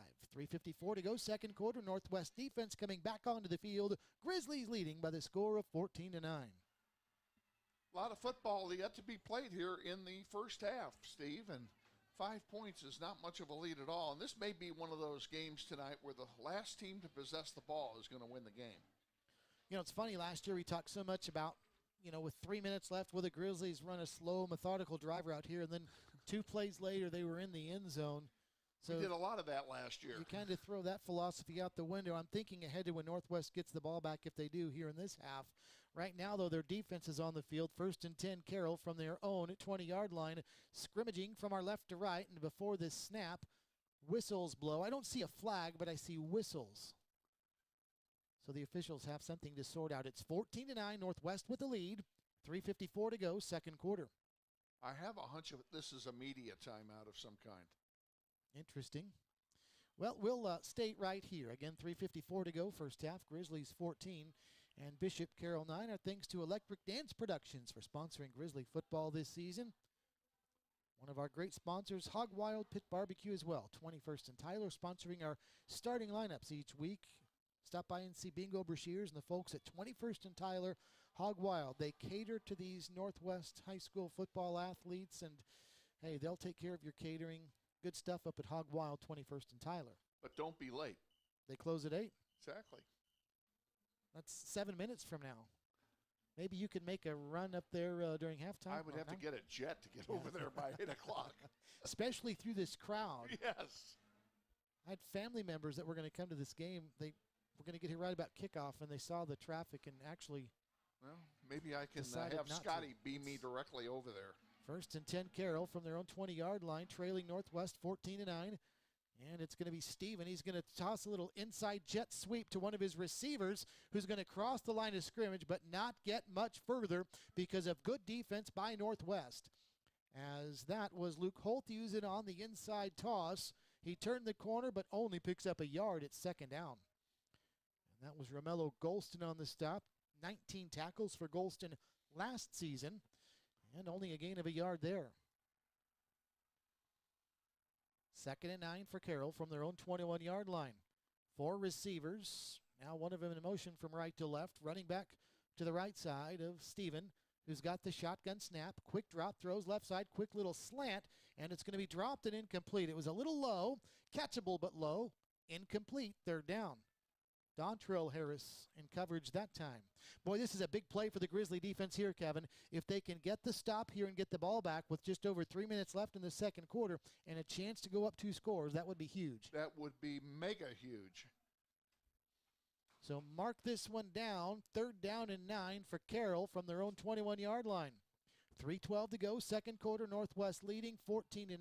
Now their defense wanting a stop right here and a chance to get the ball back and add to their lead. Steven out of the shotgun. 3 receivers, one of them in motion. He's back to pass now. Quick drop, quick pass right side. He's got his man Blasey bumped around at the 25, the 26. He's short of the first down. Jay Sig, one of the new defensive backs for Northwest, in on the stop. Punting unit coming on. The Grizzlies hold. They're going to get the football back. And they still have plenty of time to work with, just inside 3 minutes to go here in the first half. And a good run back would be nice here, too. Get it into a short field situation, and then they can run their whole offense and keep BC off balance the entire time. Grizzlies are going to get the ball back with about 2.5 minutes left. There have been times where half a minute was enough time, let alone 2.5 minutes. So you're right, plenty of time. Punt is away. It's a high twisting kick driving Michael Lopez back to the point where he won't even touch it. It's going to be down at the Grizzly 35-yard line. 38-yard punt, no return. 2:20 to go, second quarter. Northwest with a football, leading 14-9. We'll keep it right here for this Grizzly drive about to start. Let's give some credit to the punter. That was a horrible snap. It was off to his left. He barely got a hand on it, then kept his cool and boomed a beautiful punt. Both of these teams have dealt with some deep snapping issues so far in this game. Well, we know what they'll all be working on in practice next week. That's exactly right. 1st and 10 Grizzlies here from the 35 of Northwest. 2:20 to go, second quarter. Northwest 14, Bishop Carroll 9. Flags at the snap here. Bishop Carroll has gone into the neutral zone for the second time tonight.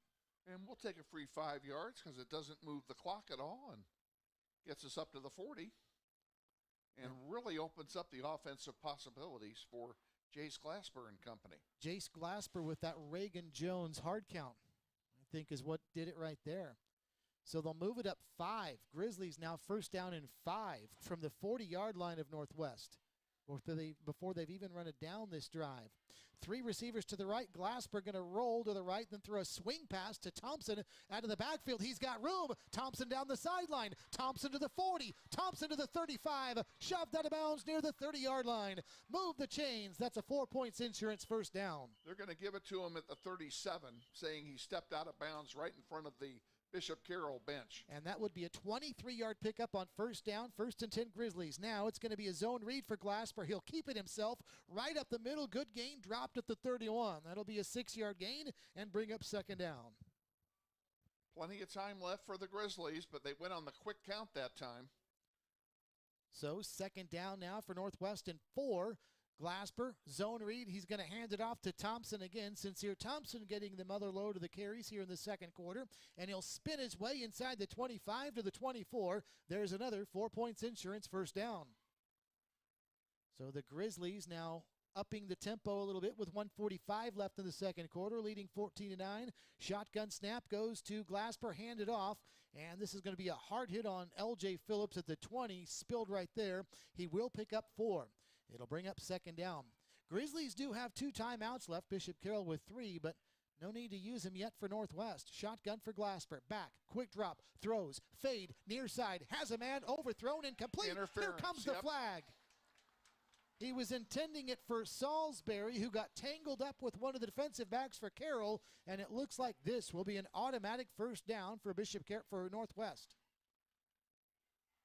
That was George Husband, who was on the coverage for the Eagles that time, and he was just draped all over the back. There was I was waiting for the flag from the instant the play developed. I figured that would be interference. Remember, Northwest got the ball with about 2.5 minutes left. They've barely had it for a minute, and they're already first down and 10 from the 11 of Carroll. Glasper out of the shotgun, hands it off. This is going to be Thompson, and he's going to spin his way inside the 10 down to the 8-yard line, maybe the 7, bring up second down. You almost don't want to score too quick if you're Northwest here. They don't want to give Bishop Carroll a lot of time to work with yet. All right, Kevin. Jace Glasper has left the game, so it looks like for the second time tonight, the Grizzlies might go with the Wildcat here. Since L.J. Phillips is indeed, no, it's Sincere Thompson that's going to take the direct snap right here with Phillips as his blocker. Around left tackle to the 5, to the goal line. Touchdown, Grizzlies. We'll take that Wildcat anytime. Sincere Thompson out of the Wildcat with his partner in the backfield, L.J. Phillips, leading the way. Thompson finds pay dirt. Touchdown, Grizzlies. What a great play. I love the Wildcat play, and we didn't see a lot of it last year because you had Jeremiah Moore back there the whole time when he was such a running threat anyway and a throwing threat. But, running the Wildcat here, I don't think Bishop Carroll was prepared for that. That'll be something they talk about at halftime. Sauter's extra point right through. 46 seconds left, second quarter. We'll take the timeout. The new score, Grizzlies 21, Bishop Carroll 9. This is Grizzly football presented by Mel Hambelton Ford. That was nice. It was. Hey friends, Bill Nightingale, General Manager of Mel Hambelton Ford. Are you looking for a used car, truck, or SUV? With the largest selection in the state, you're sure to find the vehicle you're searching for at Mel Hambelton Ford. At the Big Corner, customers are number one, so every used vehicle is checked out in our shop by a certified technician before it goes out on the lot for sale. Shop Mel Hambelton Ford first, a dealer you can trust. Visit us out on West Kellogg today or shop us online at mhford.com. Mel Hambelton Ford, experience the difference.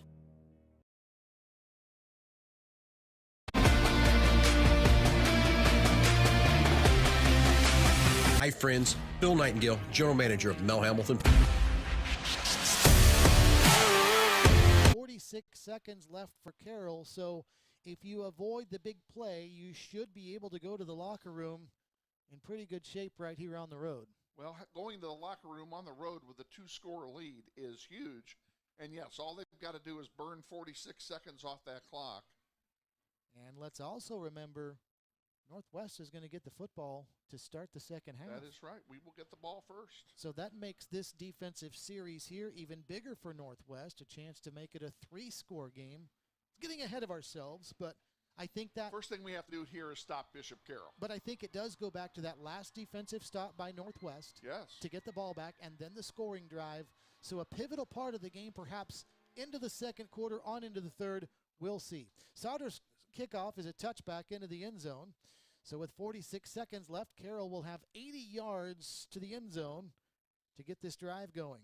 And we'll see how they play it. If they play bold and use the pass to save clock, or if they're just going to run the ball out. You're listening to Grizzly Football on KKGU Newton, on ESPN Wichita 92.3. Steve Strain, Kevin Arkin with you on a Friday night, a beautiful Friday night to start the 2022 campaign in this great rivalry right now. Advantage Northwest. Grizzlies 21 and Bishop Carroll 9. Carroll's offense out onto the field from our left to right in their home green and gold. 1st and 10 from their own 20-yard line. Zach Steven out of the shotgun. 4 receivers, 2 to each side. Running back to his right. Steven back, quick drop, quick throw. Right side, he's got Blasey, who spins away from a tackle, but then runs out of room on the boundary at about the 27-yard line. Good defense, Jeremiah Harris. That'll bring up 2nd down. And he did get out of bounds, so that did stop the clock with 39 seconds to go. So the clock stops at 39. Ended up being a gain of 7, it was. 2nd down and 3. As Glasper looks over to the sideline to get the play on 2nd down and 3. 3 receivers out to the left for Carroll, scrimmaging from our left to right. 1 receiver out to the near side. And Steven back, looking around. He's going to have to run this one across the 20-25. He's going to run to the sideline now. Heidebrecht chases him out there. And that'll be near the 1st down line to gain, but I think about half a yard short, and that'll bring up 3rd down. And still 32 seconds to go, so they didn't burn a lot of time off on that running play. What you want if you're Carroll, just some decent-sized plays, 5, 6, 7, 8 yards, and get out of bounds. And they do have 3 timeouts to work with still, so even if they can't get out of bounds or they run it up the middle, they can still stop the clock. They will say it was a 1st down. 1st and 10, another quick drop for Steven and another connection. This time he's got Blasey, stood up hard at the 38-yard line. Well done that time defensively, and it was Jacob King on the hard hit that time. It was, though, a nice gain of about 8 yards before that hard hit. Well, this is interesting. We went from 20 seconds to a minute on the clock. So obviously a clock malfunction. Now they've put 24 seconds up. That isn't right either. 21-9 is the score. The clock is showing, like Kevin said, 24 seconds left in the second quarter. It was down to 20.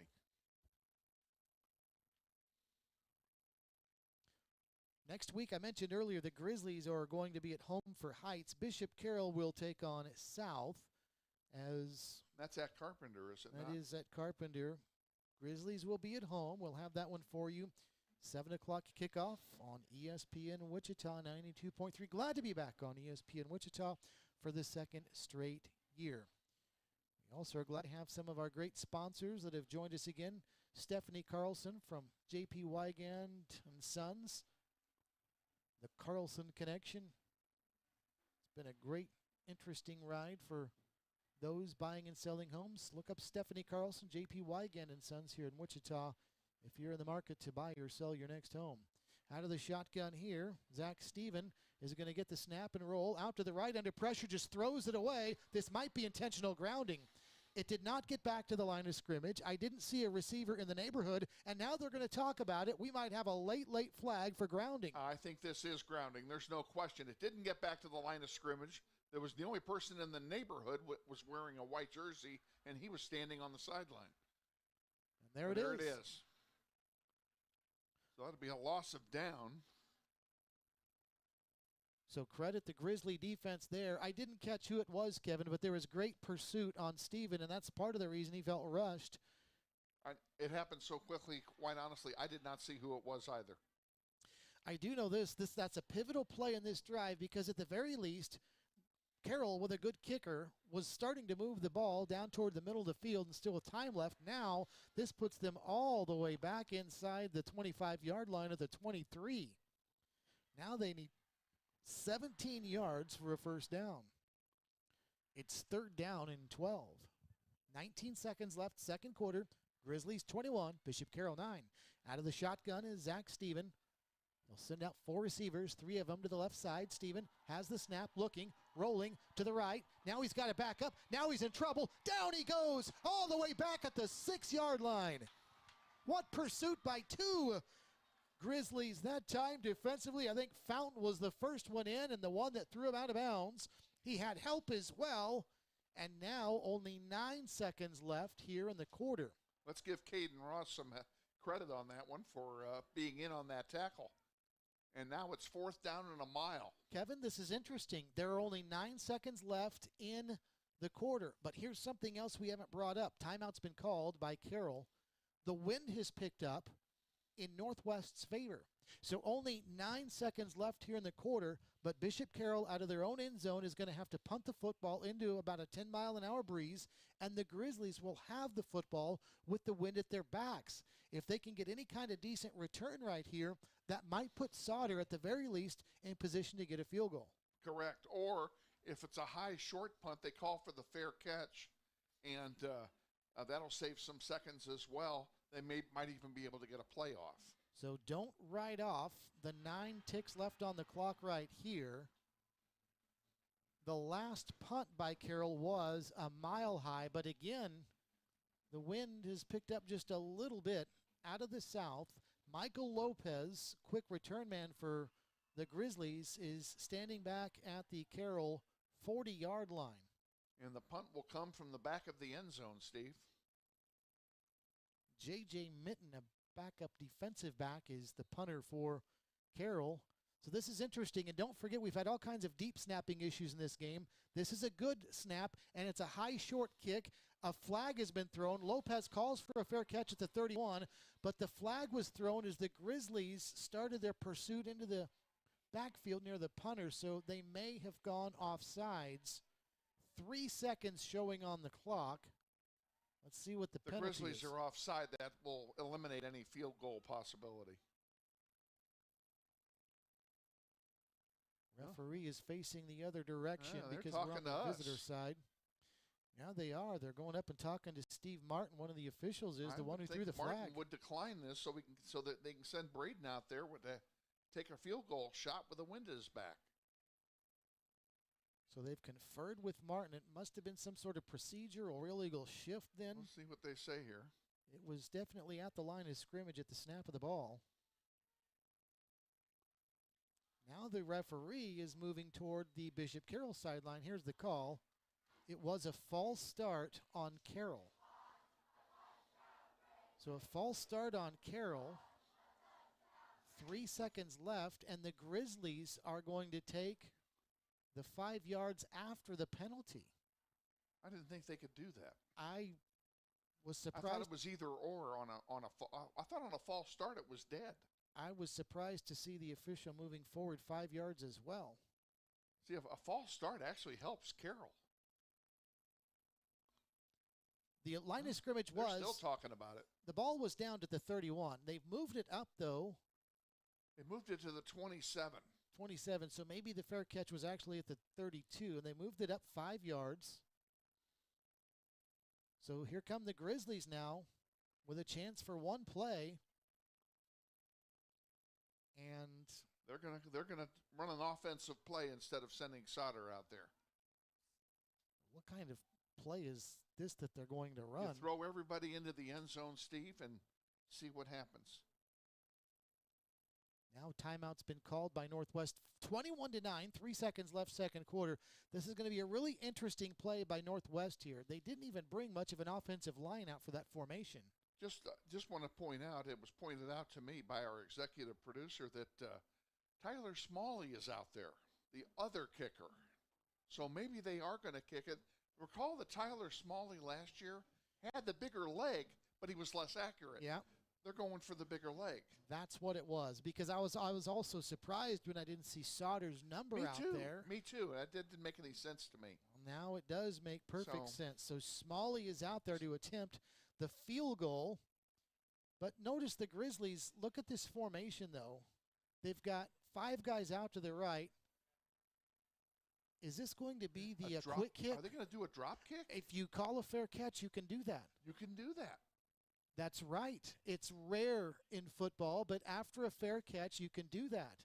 And so this is going to be a drop kick from the 27-yard line. It'll be 37 yards. No, they're letting him put it. They're letting him tee it up. And that's the reason. So it's essentially like a kickoff the formation. ball's laying on its side. Never mind. I said that wrong. And here comes the kick, and it's on its way, and it's about a 60-yard Oh, it's good! boom that goes through. How about that? Tyler Smalley, that's, what was that, 42 yards? 37, I believe. It would have been good from 57. Oh, he boomed it past the scoreboard, which is well beyond the goalpost. Well, what a wild and interesting, rare, but good finish for the Grizzlies in a really good first half for Northwest all the way around. Absolutely. Great first half for the Grizzlies on both sides of the ball. You know, at the way the game started, I thought it was going to be back and forth, 2 or 3 point spread at halftime. And no, we've got a nice lead here at half of 2+ scores. So, well, we had 3 lead changes early. However, if you look at what the Grizzlies did, they forced Carroll to turn the football over on downs on the Carroll first drive of the game. The Grizzlies marched 45 yards to get a score. They fall behind 9-6, did Northwest, but then took the lead back. And really, after they did, it was Northwest in control the rest of the first half. You bet. Big play that time on that go-ahead drive toward the end of the first or early second quarter on the catch by Salisbury, and just a great first half for Northwest, all things considered, on the road. Grizzlies 24 and Bishop Carroll 9 as we start now our halftime show brought to you by the United States Navy. We will take a timeout. When we come back, we'll hear from our friends at Mel Hambelton Ford, so stay tuned for that. Once again, the Grizzlies 24, Carroll 9. This is Grizzly Football presented by Mel Hambelton Ford. Are you looking for a used car, truck, or SUV? With the largest selection in the state, you're sure to find the vehicle you're searching for at Mel Hambelton Ford. At the Big Corner, customers are number one, so every used vehicle is checked out in our shop by a certified technician before it goes out on the lot for sale. Shop Mel Hambelton Ford first, a dealer you can trust. Visit us out on West Kellogg today or shop us online at mhford.com. Mel Hambelton Ford, experience the difference.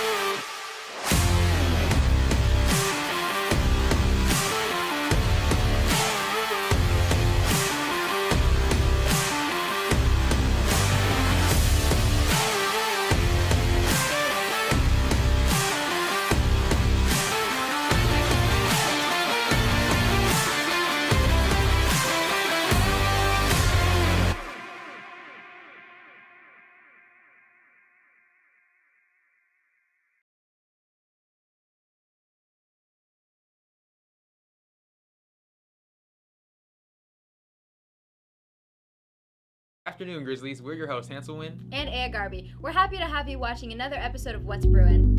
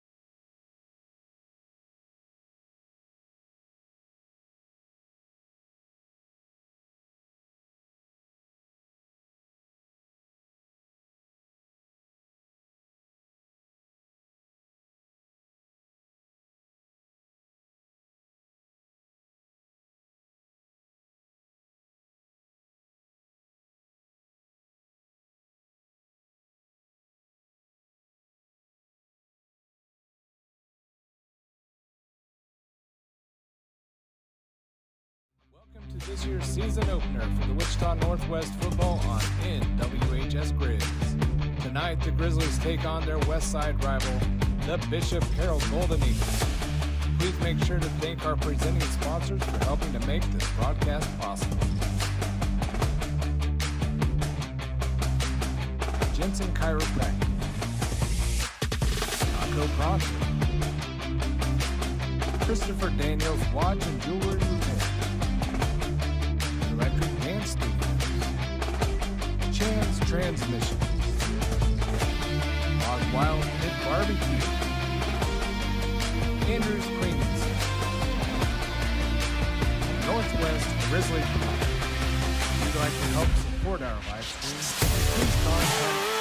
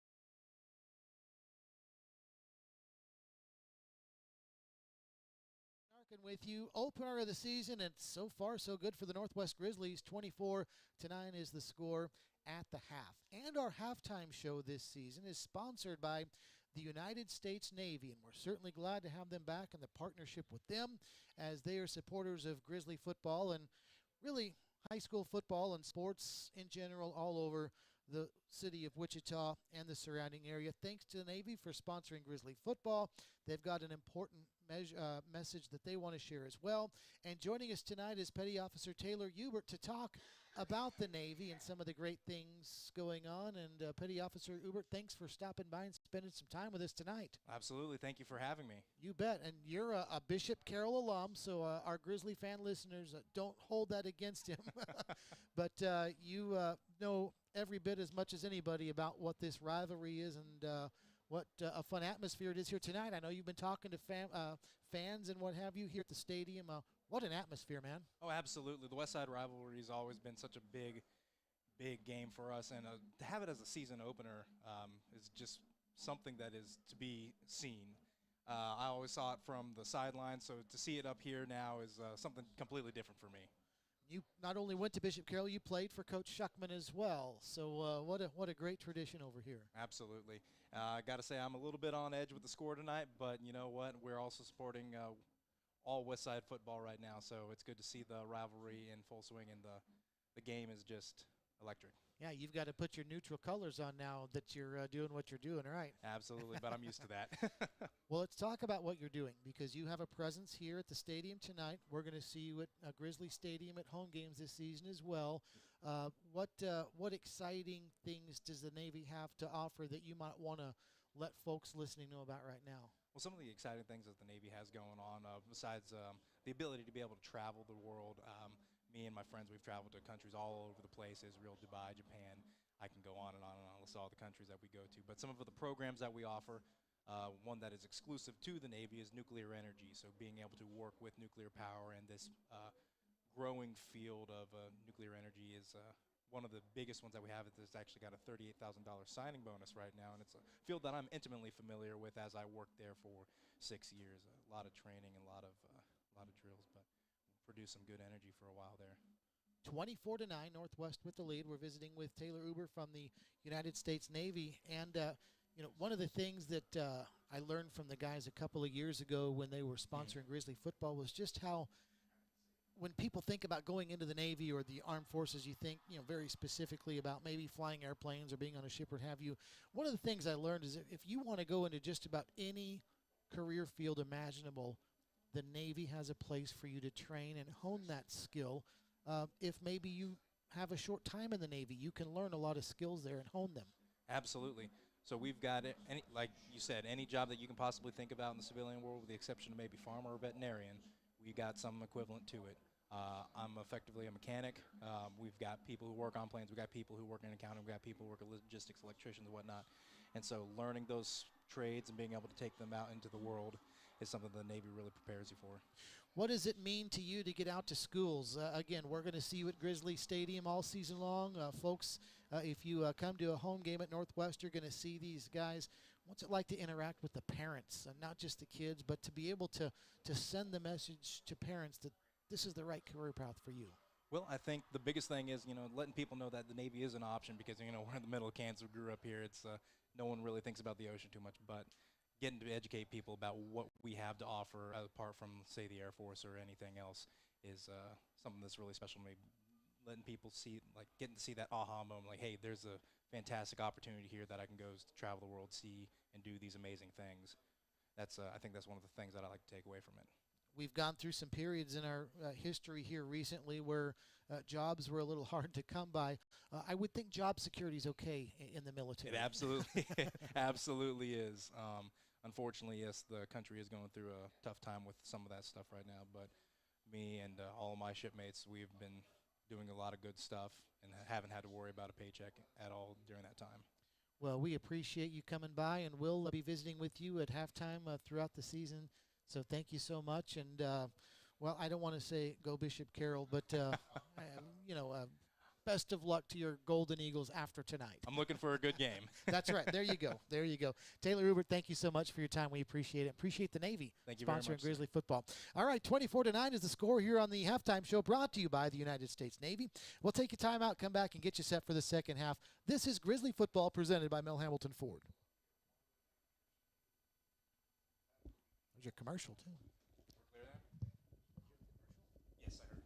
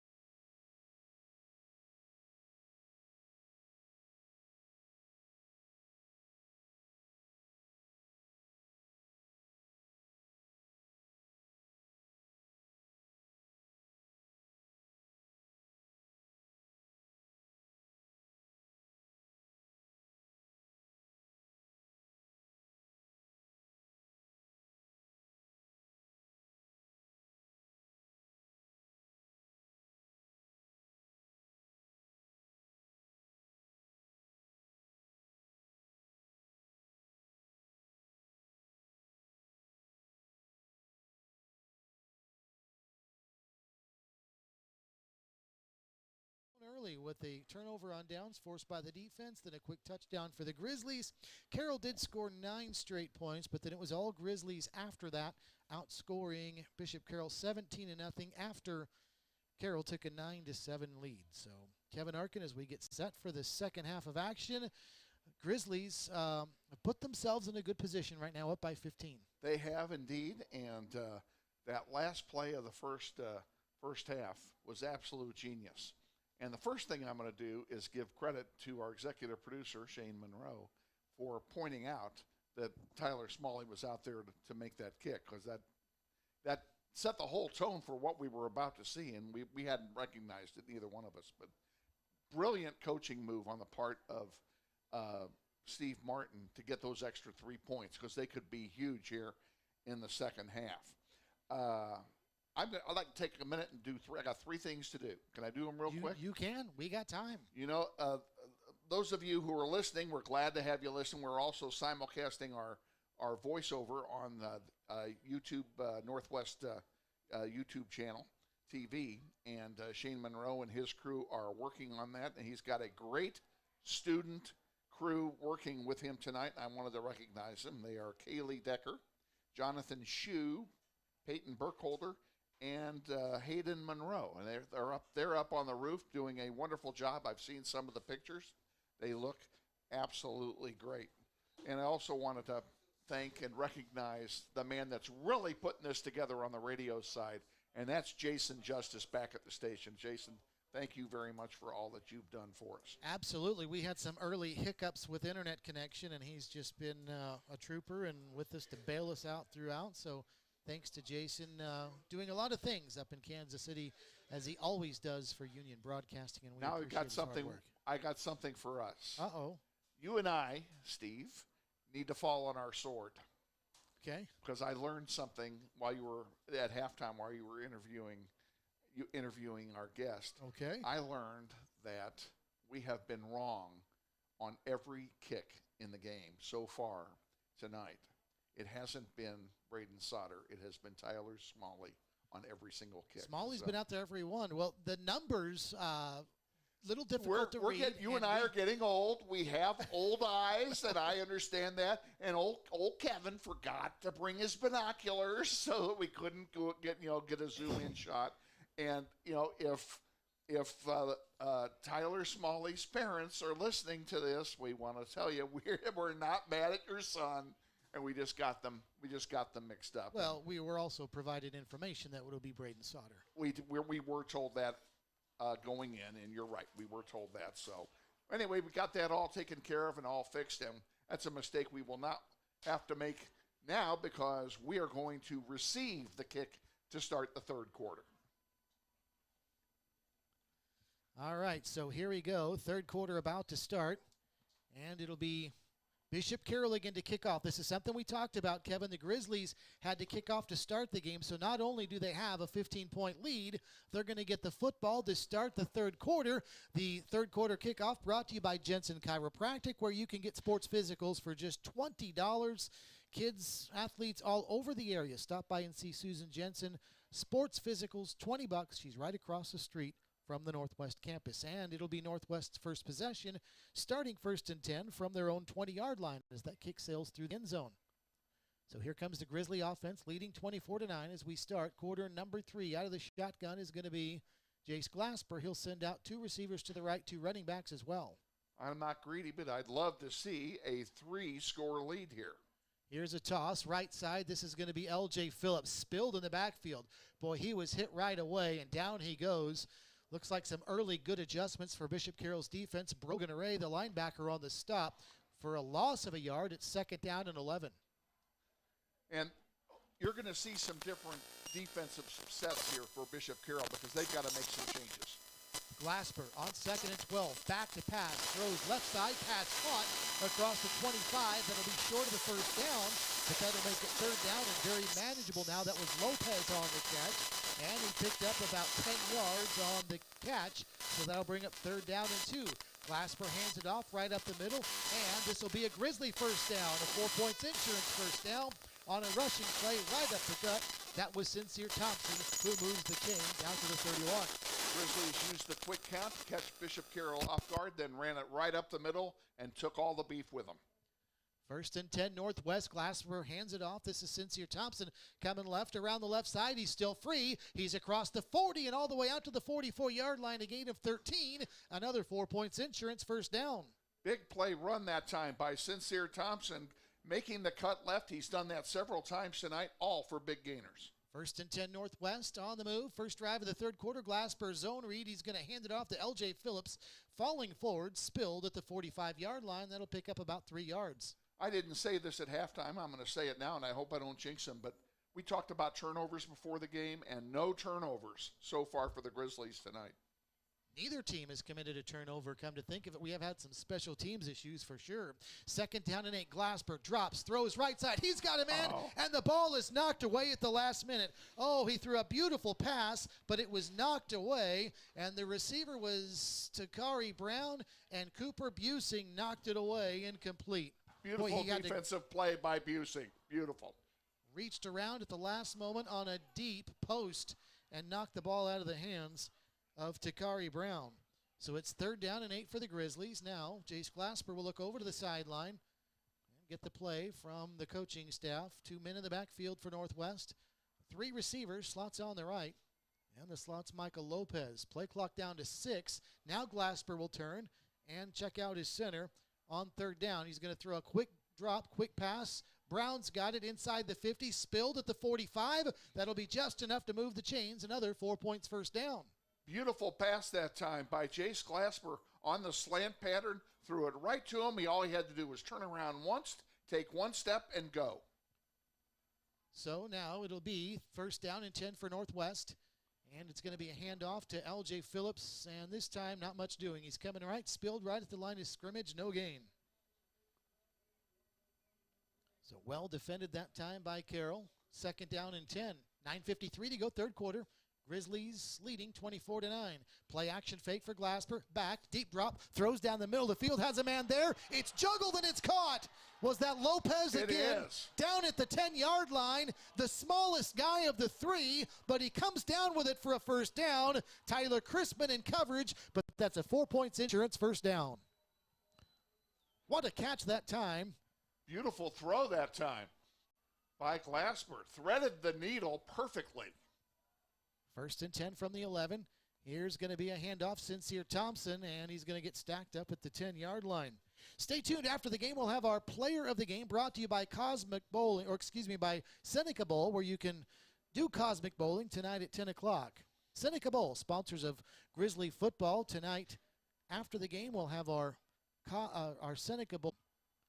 6 minutes on this one drive so far, Steve. 2nd and 8 Grizzlies from the 9-yard line of Carroll. This is going to be a handoff. L.J. Phillips, huge hole to the 5, to the goal line. Touchdown, Grizzlies. Did I say something about being greedy and wanting a 3-score lead? L.J. Phillips with the touchdown run, and the Grizzlies are in the end zone. Great play by L.J. Phillips, and now Tyler Smalley on for the kick to add one more. 30-9, Grizzlies with the lead.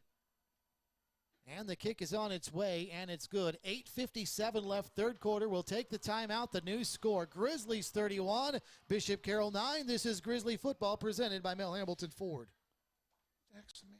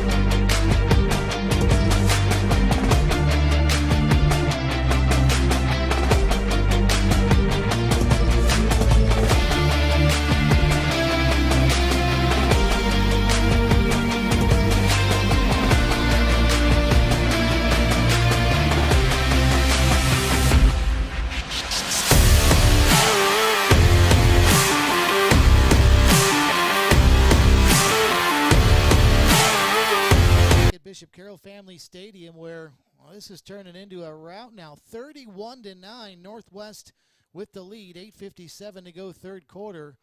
This is not a rout by any means yet. This is Bishop Carroll. We've played 3 minutes so far here in the third quarter. There is a lot of time left, but it's 24-0 the run now for the Grizzlies since Carroll took a 9-7 lead. We'll see if Northwest can continue that here tonight, as it'll be Smalley to kick it off. And he's got a low line drive kick twisting, and it's going to bounce and be fielded at about the 5-yard line, and it's going to be a good return for Bishop Carroll as the return man all the way out across the 25-yard line. Well, they'll spot him down right at the 25. 35, Steve. 35, I beg your pardon. 1st and 10 for Carroll from the 35. 8:50 to go, third quarter. Grizzlies 31, and the Grizzlies 31, Bishop Carroll 9. Good run back for the Eagles to give them great field position to start their first drive of the second half. Now here's where the defense needs to shine. 1st and 10 for Carroll. Out of the shotgun is going to be Steven. And he's going to run his zone. Reed keep it himself. Good gain up the middle. He's got a lot of room. 40, 45, 50 into Grizzly territory all the way down to the 47-yard line. Move the chains on an 18-yard gain and a Carroll first down. Steven made that play on the fake. Everybody bit on the fake and went after Steven. And the ball carrier ran by everyone. Now this is going to be as Steven again, zone read up the left side through the hole, and he's got a lot of room. He's got the end zone. Touchdown, Carroll. Boy, that was quick. 3 plays. And a huge hole on the left side of the offensive line, and Zach Stevens shot right through for the score. Wow, that was quick, and he ran for 2 of the plays on that drive. You were saying something about a route? Well, they've still got to stop Grizzlies, and they've only done that one time so far tonight. This is true. It is 31-15, though, as that's going to make this a 16-point margin, and now the extra point to make it 15.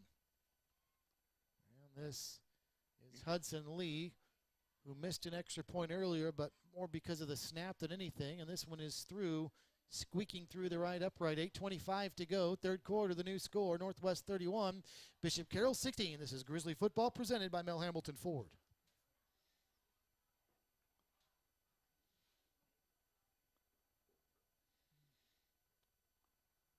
So what is he doing? Switching to your phone as soon as this quits?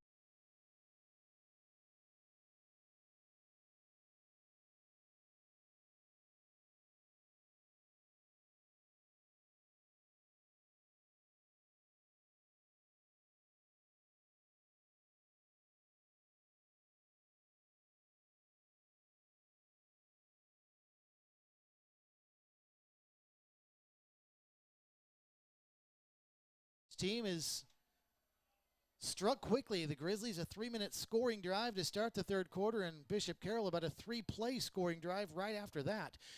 31-15, 31-16 is the score. Northwest over. Back around the right side, now back to the left again. He's 15 yards behind the line of scrimmage. Flags fly. Thompson falls over. That play was a disaster for Northwest. Absolutely nothing went right on that play, and I know Thompson was looking for a hole.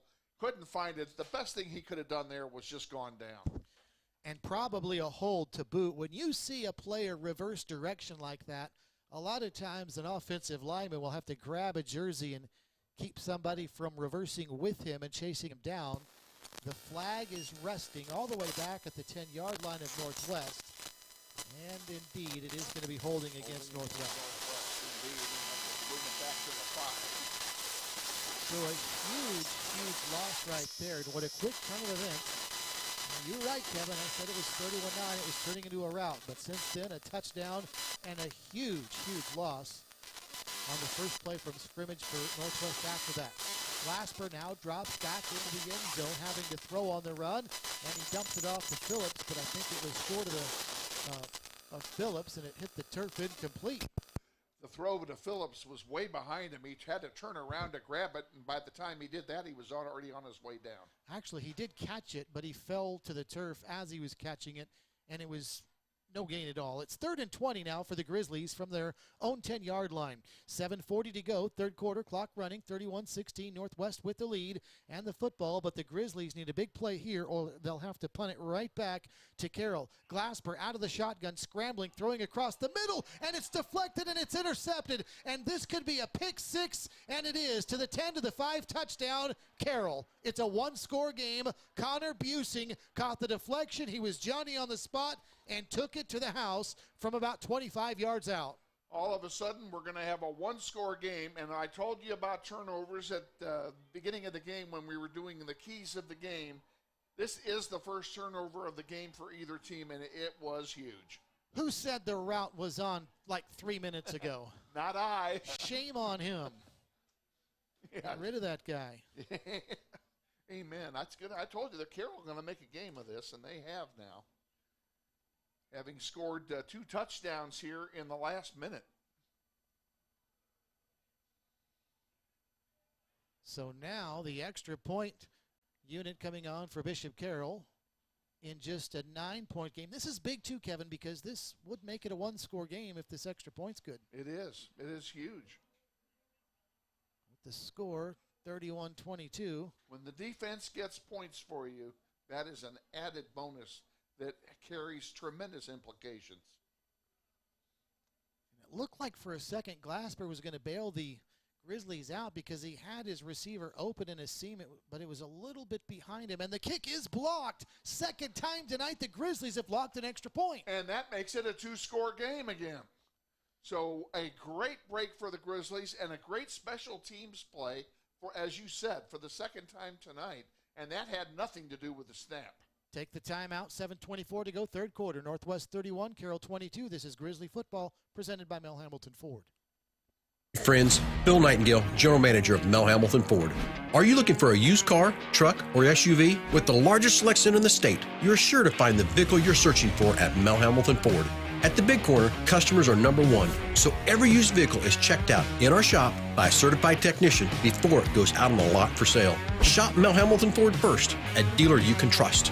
Visit us out on West Kellogg today or shop us online at mxford.com. Mel Hamilton Ford, experience the difference.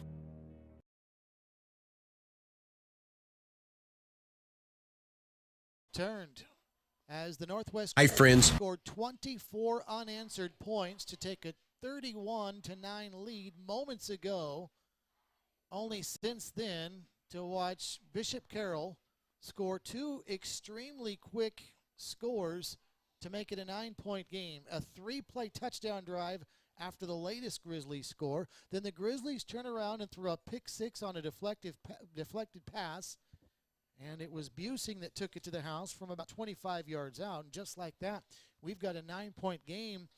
Fortunately for Northwest, they have blocked 2 extra points tonight. Otherwise, it's a 7-point game. That's exactly right. The 2 extra points are now huge because, as I said, it's still a 2-score game. But even so, Grizzlies' offense needs to get back on track on this possession and take some time off the clock, reestablish themselves, and then get some points out of it. Grizzlies scored a touchdown in about exactly 3 minutes to start the third quarter. And then in the last minute and 36 seconds, Bishop Carroll has scored 2 touchdowns.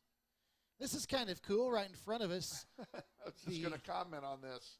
The Northwest fans have their cell phones on with the flashlights on, waving them across the way at the Bishop Carroll fans who are responding, doing the same thing. That's kind of cool. And this is the students we're talking about, folks. It's the student sections that are greeting one another, and that's the kind of sportsmanship I like to see. We turn the stadium lights on, we might still be able to see. Yeah, we just might. I like it. All right. Grizzlies don't like what's happened to them in the last, about 90 seconds or so. 2 touchdowns have been scored by Bishop Carroll. You know, Steve Martin's not a happy camper. Well, let's see if things can turn around. Another kick goes through the end zone, so the Grizzlies will have it. 1st and 10 from their own 20-yard line, leading now only 31-22 with 7:24 left in the third quarter. Jace Glasper back out after throwing his first interception of the season. He was 2 of 7 last year, no touchdowns. He did throw 2 interceptions, and he's throwing a pick here tonight. 1st and 10 Grizzlies. Glasper is going to hand it off. And this is going to be Sincere Thompson with the carry. And he's going to get spilled at the 24-yard line. Nope, that's Phillips. Phillips dropped at the 24, a gain of 4 yards. 2nd down. Glasper out of the shotgun. 3 receivers, slots on the right. He's going to run the option this time and keep it and turn it upfield across the 25 and spilled at about the 28-yard line, a gain of 4. And that'll bring up 3rd down and about 3. 3 yards can be an awful lot to get when you're deep in your own end. I think the Grizzlies would go back to a lot of running the football, seeing how Glasper just threw an interception a few plays ago and only needing 3 yards here with L.J. Phillips behind him. 3rd and 3, slots on the left. Indeed. Handoff, Phillips up the gut. He's got room across the 30-35. Shifts to the left. He's still on his feet at the 40, to the 50. Breaks out of a tackle at the 40. He's going to take it all the way to the house. 73 yards, touchdown, L.J. Phillips. And the Grizzlies are back in the end zone. Well, we needed to score. I told you that. A little ball possession would have been nice, but I'll take a 73-yard touchdown run. And how about the shift he made at about the 45-yard line to get to the outside? Then at the 40 of Carroll, he broke out of an ankle tackle and took it all the way. He is in unbelievably good shape. I mean, he's playing in midseason form already. You know how hard he's worked on that injury recovery. Grizzlies will now go for 2 right here to try to go up by 17 points. And it's going to be a direct snap to Sincere Thompson, who hands it off to Phillips. He's in for the 2. How about that? That's an interesting play. One runner handing it to the other. And the Grizzlies on the now Wildcat right back up by set 3 scores. 6:20 to go, third quarter. The new score, Northwest 39, Carroll 22. This is Grizzly football presented by Mel Hambelton Ford. Good afternoon, Grizzlies. We're your hosts, Hansel Wynn And Aya Garby. We're happy to have you watching another episode of What's Brewin'.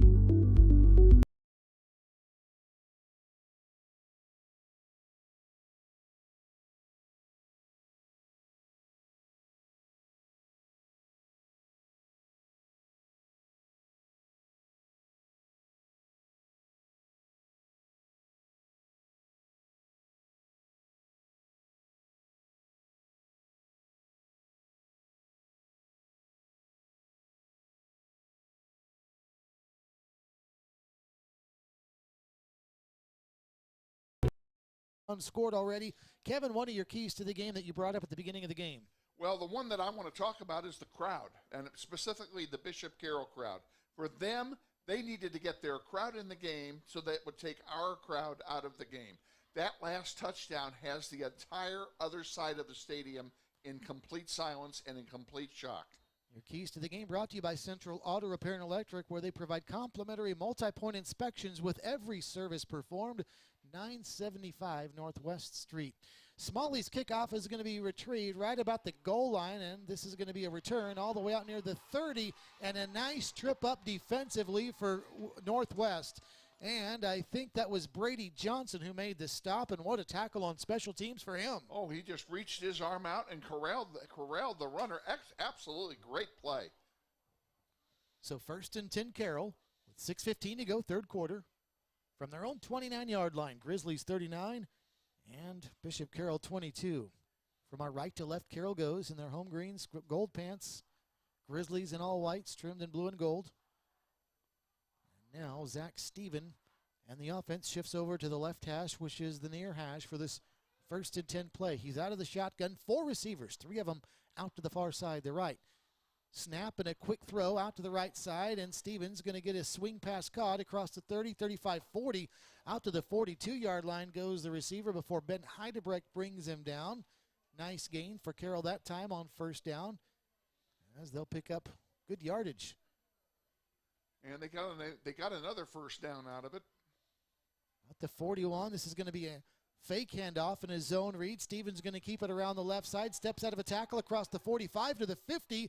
And he's going to be spilled right there for a gain of 9. Nearly another 1st down. Very short, just short of the 1st down was Steven. And it was a great read on his part. 2nd down and a yard here. Defense has to be careful. Carroll can do pretty much whatever they want on 2nd and 1. It's going to be a handoff and met in the backfield as the ball carrier. What a stop by Trey Birch. Shot right through the gap in a heartbeat for a loss. Somebody on the offensive line of Carroll missed a blocking assignment on that one because Birch came through totally untouched. 6'2", 275, the junior Birch came right through the middle. He had a nice year last year, and boy, did he make a nice play there. It's 3rd down and 3 for Carroll from their own 47, 48-yard line. Out of the shotgun is Steven. One man in the backfield. He's got the snap. Now he's looking around. Now he's going to throw across the middle. The pass is caught, 1st down. And the receiver spilled at the 44-yard line. And that'll move the chains. That's a Carroll 1st down. Peyton Dean in on the stop. Clock running under 5 minutes to go, third quarter. Grizzlies leading 39-22. Carroll on the move, though. 1st and 10. Steven back. He's going to get flushed out. He's going to throw on the run. The pass is going to be caught, and staying in bounds is going to be Blasey. Then he escapes a tackle. He's inside the 20, all the way down now to the 17-yard line. A gain of 27 before Jeremiah Harris brings him down. And now Carroll working with some tempo here. Both teams moving the ball at will this half. And the timeout's been called. Let's see by who. I'll bet it's by Northwest. Just to slow things down. Scoreboard says each team still has 3 timeouts, but each team huddling up on the sideline. All 4's on the time clock. 4:44 left, third quarter. And it's Bishop Carroll on the move, but trailing the Northwest Grizzlies 39-22. It's our timeout, Steve, and that's taken defensively so that they can regroup, give them a rest, and then maybe get a little bit of advice from defensive coordinator Marinelli.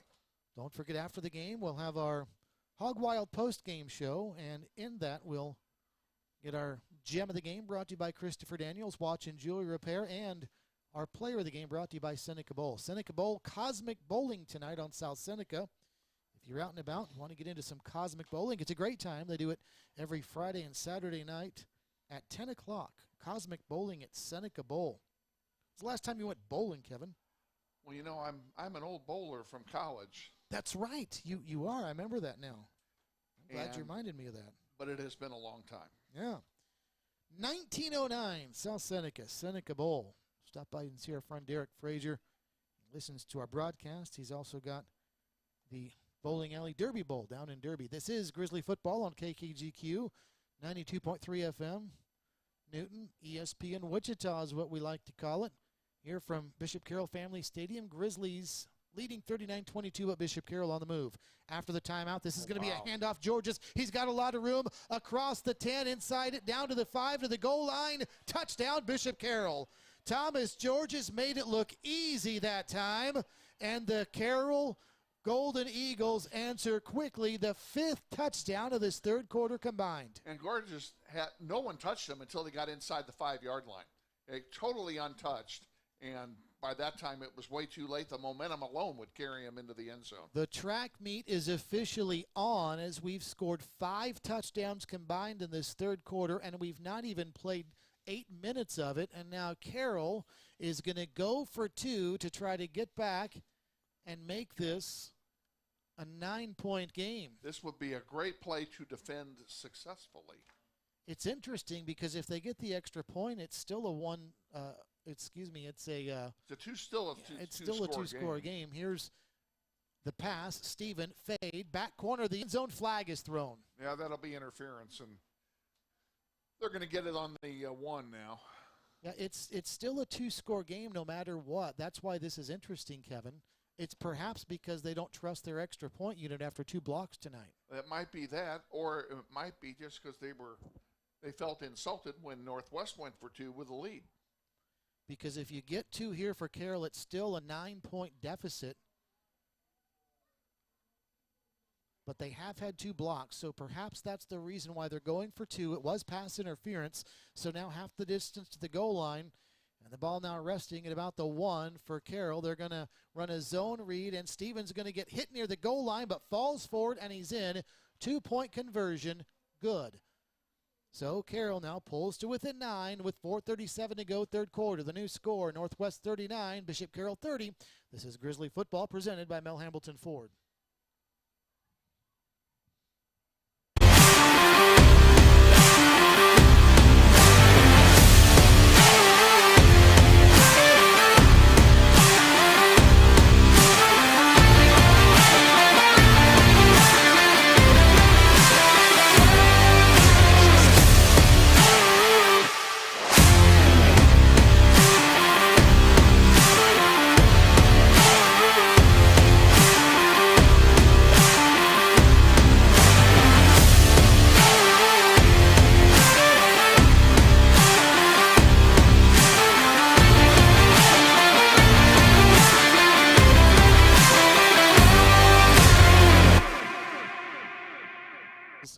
And in 4:37, that's about time for probably 3 more touchdowns the way this quarter's gone so far. That's exactly right. Yeah. It has been run and gun since we came out of the locker room at halftime, and nobody on defense has been able to stop the other.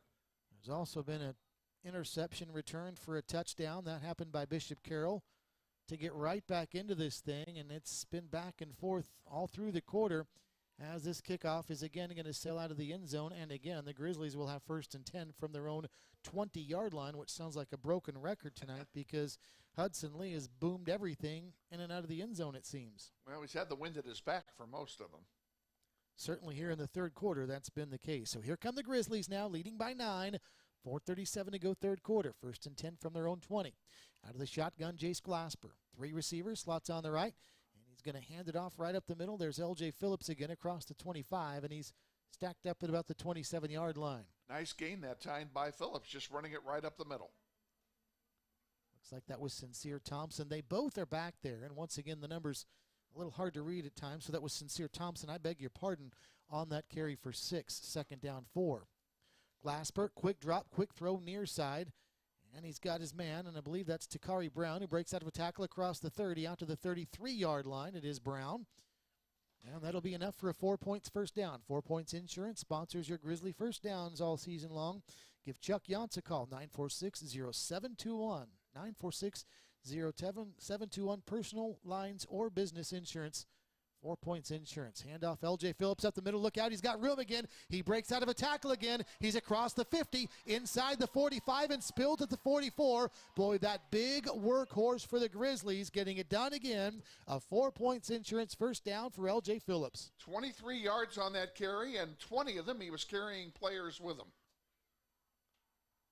5'8", 200 pounds. I'll talk about a low center of gravity. Yep. And a handoff up the middle. This time it's Thompson, and Thompson is going to squeeze his way to about the 43 and pick up a yard. That's all second down. Not much there for Thompson that time up the middle. Better pursuit by the Carroll defense that time, but the Grizzlies are in the territory of Carroll. Glasper out of the shotgun on second down and 9, drops back under pressure, down he goes, and he gets rid of it under a lot of duress. They're talking about a flag here for grounding. I can see one of the refs going to the other, and that's what he's talking about. That was big Walt Gray, the defensive end, whose name we called a few times early in the game, not much since. And Glasper did get called for intentional grounding. Yep. The ball never made it to the line of scrimmage when he threw it, trying to get rid of it, and that was the reason for it. So it's going to be 3rd and a mile now for the Grizzlies. That'll move it back to the 34 or the 45-yard line. Or excuse me, that was the line of scrimmage before, and now they're walking it off another 5. So it's back to the Grizzly 40. It's going to be 3rd and 27.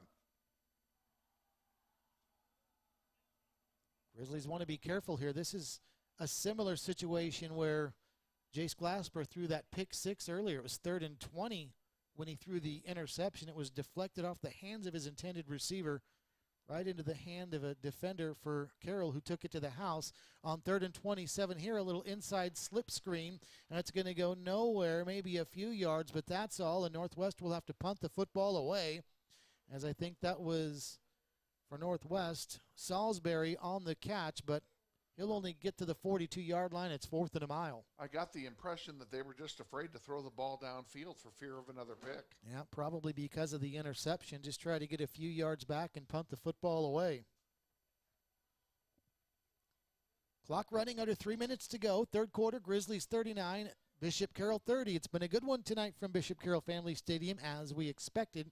Michael Lopez is back to punt the football here, standing at his own 30-yard line. Line of scrimmage is the 42. He's got the snap a little high, hauls it in a high, short punt, hits the wind, and is going to get fair caught at about the 35-yard line. So that's only about a 23-yard punt. No return, 2.5 to go. Third quarter, Northwest 39, Bishop Carroll 30. And we'll keep it right here as the Carroll offense comes back out onto the field. And you sense a little pressure right here on this Grizzly defense, Kevin. I do. I sense a lot of pressure on the defense because they haven't stopped Carroll all quarter. Carroll already has 2 touchdowns offensively this quarter to go with the pick 6. And the Grizzlies have just been unable to stop the run and the pass. So they're going to have to regroup here, and they're going to have to toughen up. And the best time to do it is on the first series. Low snap by Steven. He hauls it in, and he's under pressure, scrambling out to the right. Now just throws on the run and throws it out of bounds, as he had no chance right there. Good pursuit by the Grizzlies defensively.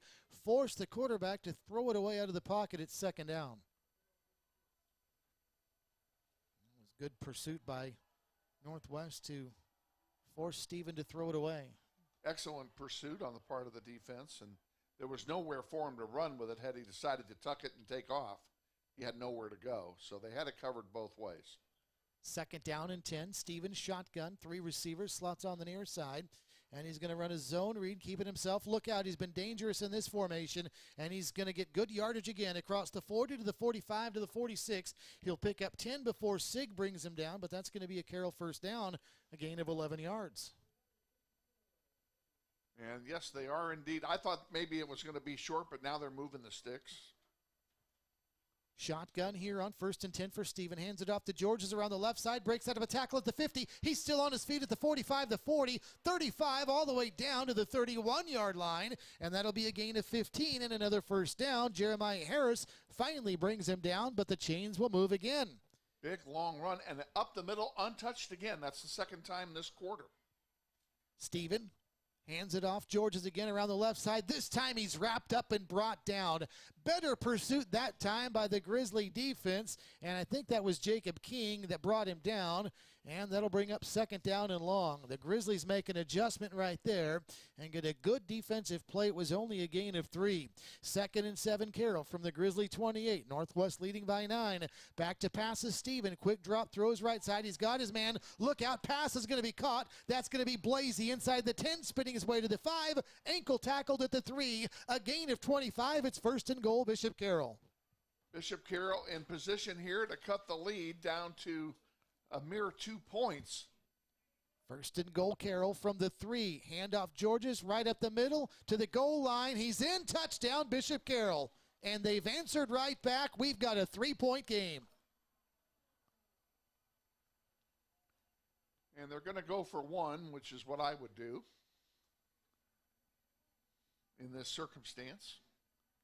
39-36, 1:18 left. It was 24-7 Northwest when this quarter started. It was 31-9. 31-9, that's right. 31-9. And 24 straight points have been scored by Northwest. Right. Exactly. And here that comes the extra point by Hudson Lee is good. Wow, 1:18 left, third quarter. We'll take the timeout. Grizzlies 39, Bishop Carroll 37. This is Grizzly football presented by Mel Hamilton Ford. Bill Nightingale, General Manager of Mel Hamilton Ford. Are you looking for a used car, truck, or SUV? With the largest selection in the state, you're sure to find the vehicle you're searching for at Mel Hamilton Ford. At the Big Corner, customers are number 1, so every used vehicle is checked out in our shop by a certified technician before it goes out on the lot for sale. Shop Mel Hamilton Ford first, a dealer you can trust. Visit us out on West Kellogg today or shop us online at mhford.com. Mel Hamilton Ford, experience the difference.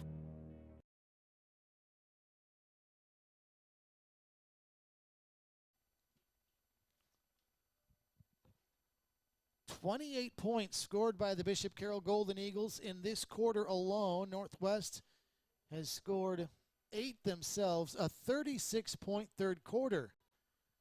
We've got a barn burner from Bishop Carroll Family Stadium as predicted. Northwest 39, Carroll 37. Late third quarter, and the Grizzlies about to get the football back, and they badly need an answer now. And guess what? They're going to start from their own 20 again. What a surprise that is. Bangs it through the end zone again. He's got a lot of leg, I will say that. Thanks to the United States Navy for sponsoring tonight's halftime show. We'll be catching up with them all season long during the break. Of course, thanks to Mel Hamilton Ford, presenting sponsors of Grizzly football all season long. 1st and 10 Grizzlies from their own 20, 1:18 to go, third quarter. Grizzlies on top by 2, 39-37.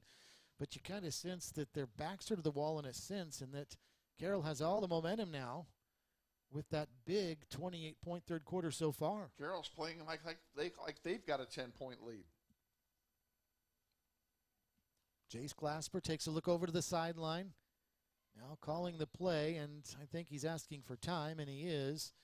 And we'll just keep it right here. Certainly, Kevin, the way things have gone for the Grizzlies here in the last several minutes, you want to make sure everybody's on the same page. Got to get the play right. The last thing you want to do is to make a huge mistake that results in a turnover deep in your own end and give the ball right back to an offense that you've been unable to stop the whole quarter. Early in the season, things will feel the same. We open with Bishop Carroll, next week Heights, and some of the usual City League suspects. But in 6A, we're going to get a little taste of Manhattan toward the end of the season, Kevin. And the Grizzlies will also play host to Topeka. So those games, a little different look than normal. You'll love the trip to Manhattan. And Manhattan plays at Lou Lane Field in Manhattan, which is a city, actually in a city park. It's an older stadium. They've got beautiful turf and very nice facilities. They redid their press box last year. You'll love it. They even have wired Ethernet up there for us. Hey, how about that? A little technology, nothing like it. 1st and 10 here for the Grizzlies from their own 20-yard line. And this is going to be a toss right side and across the 20 to the 21 goes L.J. Phillips. Not much doing there. Walt Gray on the stop. 2nd down and 8. Under a minute to go. We're approaching the 1-minute mark anyway. Now we're there. 3rd quarter. Grizzlies on top by 2. Northwest will go from our right to left in the 4th quarter. And again, with a wind at their backs in the 4th quarter that started to pick up a little bit more as the nights wore on. Out of the shotgun here is Glasper. He's got both running backs to his left, and he's going to keep it, or no, he's going to hand it off to Lopez on a little jet sweep around the left side. Not much doing again. Carroll snuffed it out well. A gain of maybe a couple. It's 3rd and 5. There was a fake attempt by Glasper to fake it left and then, or fake right with it while it was running left, and everybody went left with the ball. No, the fake did not work at all. 3rd and 6 for the Grizzlies from their own 24. Glasper shotgun, quick drop, throws near side, and flags thrown. This play is blown dead. That means it's going to be on Northwest, unless we have a encroachment, but we don't. Indeed, it's on the Grizzlies. A delay of game, it looks like. Yeah. So a delay of game will make matters worse for Northwest. Now it'll be 3rd and very long. And we've seen a few of these for the Grizzlies this quarter. We didn't see any of them, it seems, in the first half. And nothing. I mean, the wheels are just falling off here in the latter part of the 3rd quarter. So now 3rd down and 11. Glasper now only has 1 receiver. They may be content to play this conservative here. Glasper's going to run the zone read, hand it off to Phillips right up the middle, and there's not much there. And all of a sudden, this Grizzly offense has become stagnant, and that's the end of the 3rd quarter. So stay tuned for what should be an interesting 4th with the score, Northwest 39, Bishop Carroll 37. This is Grizzly football presented by Mel Hambleton Ford.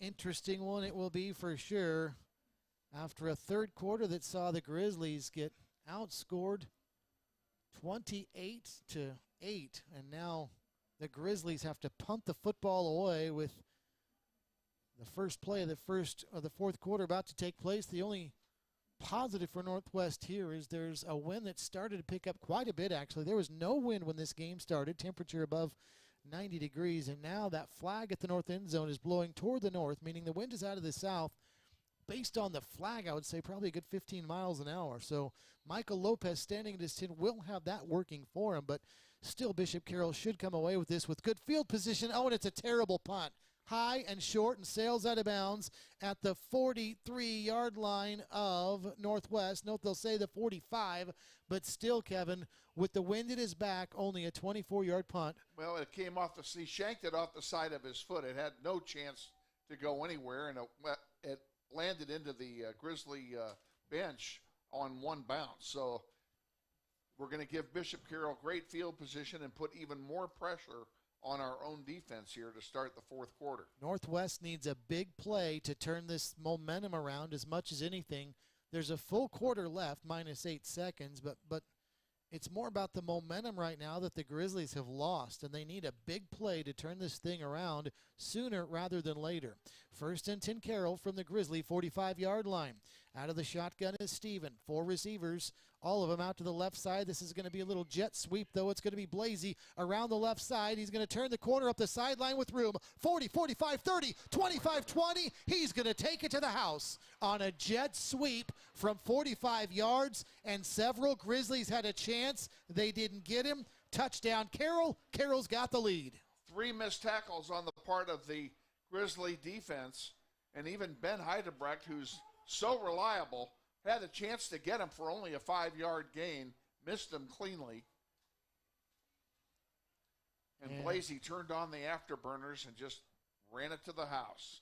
And all of a sudden, the Grizzlies trail.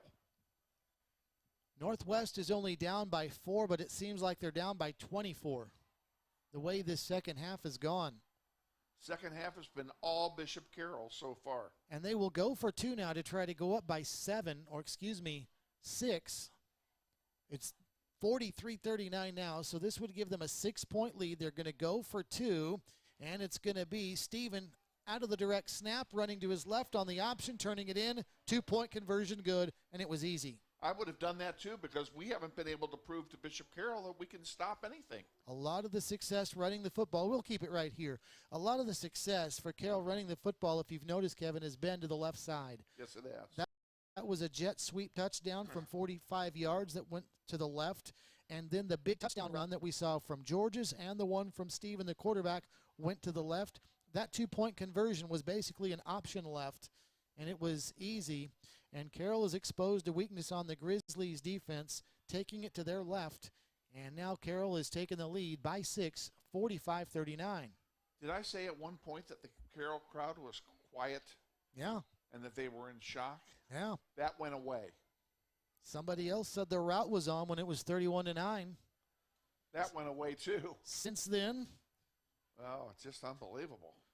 Only a 36-8 run for Bishop Carroll since then. Here's the thing, Kevin. Plenty of time left in this game. Oh, absolutely. This game is not over by any means with almost 12 minutes remaining in the fourth quarter.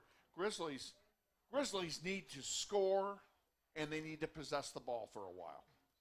They're only down a score, but again, it's been an incredible run by Carroll this second half, and now can the Grizzlies get the momentum back with an answer?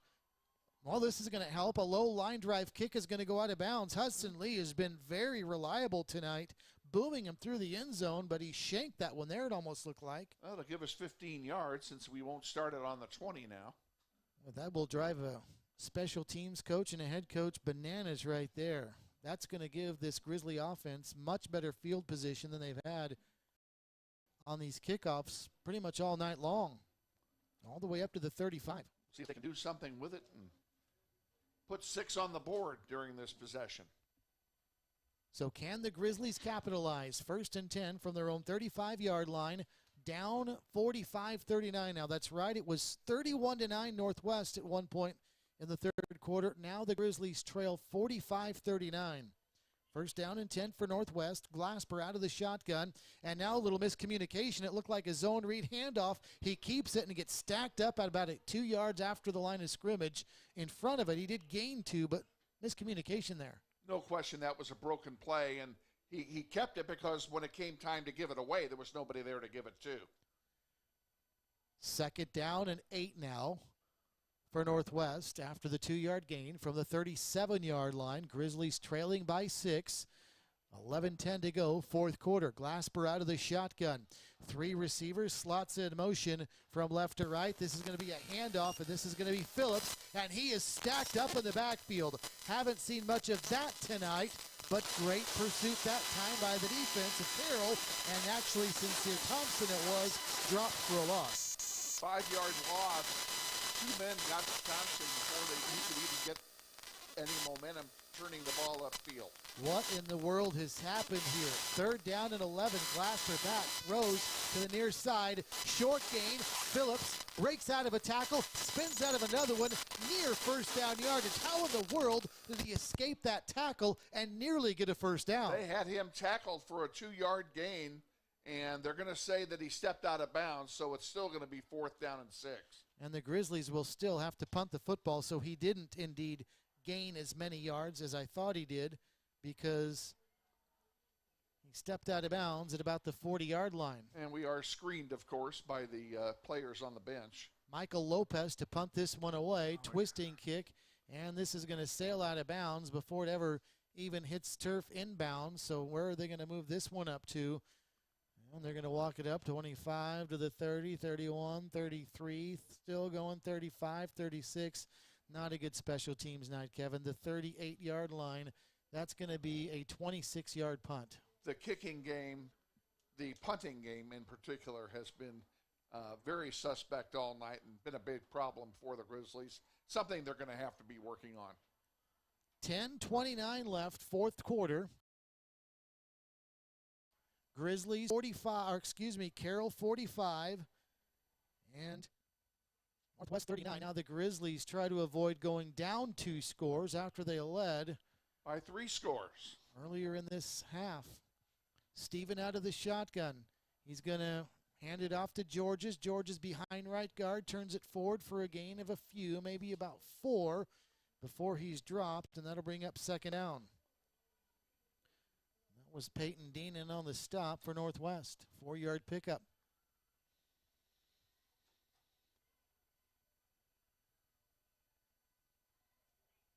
Shotgun for Steven. Georges behind him to his left. 3 receivers, slots on the right side. As we are under 10 minutes left in the game now with Northwest trailing by 6, 45-39. Steven out of the shotgun. 3 receivers again, slots on the right. Carroll scrimmaging from our left to right. Steven's got the shotgun snap, throws it out to the near side. Passes caught Parker Flax. Flax across the 45 out to the 48-yard line. He needed 6 for the first down. They'll pick up 5. That'll bring up third down and a yard.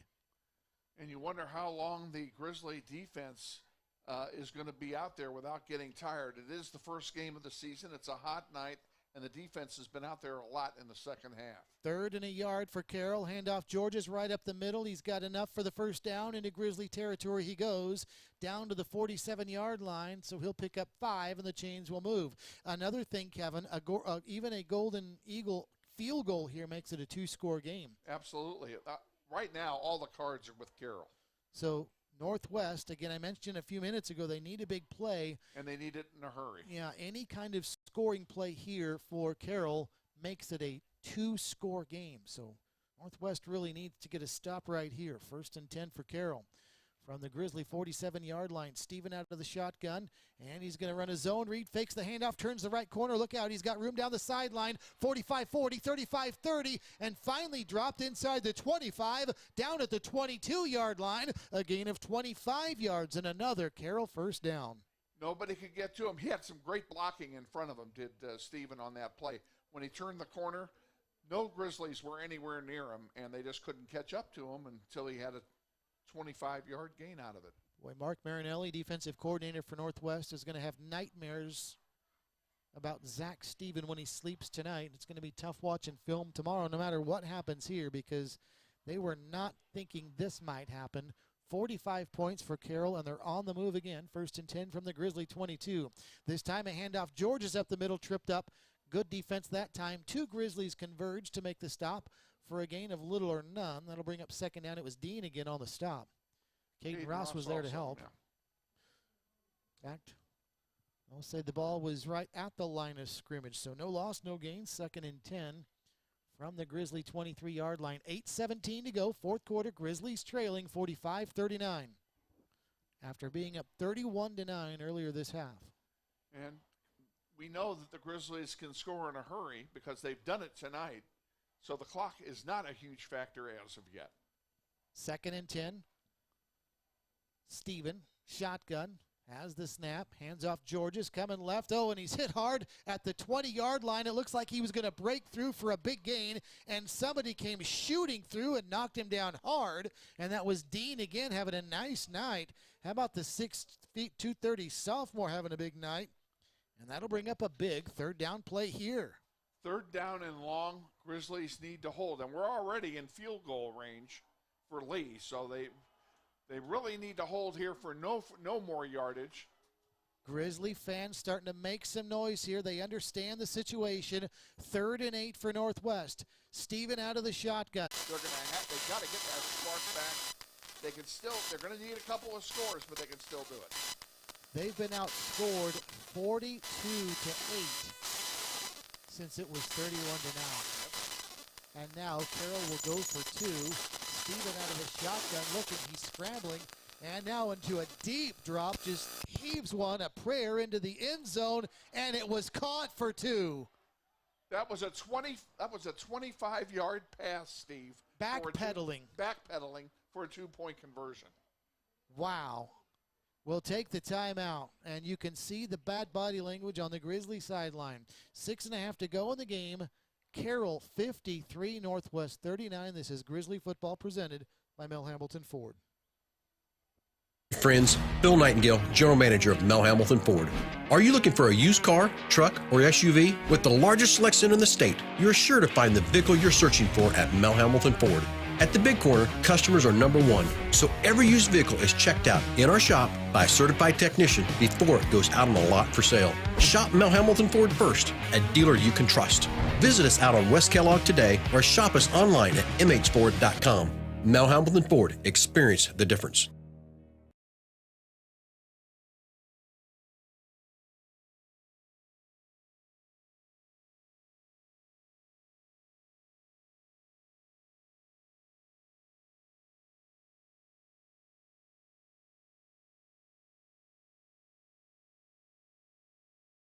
Game. Since then, they have been now outscored 44-8, and the Grizzlies trail 53-39.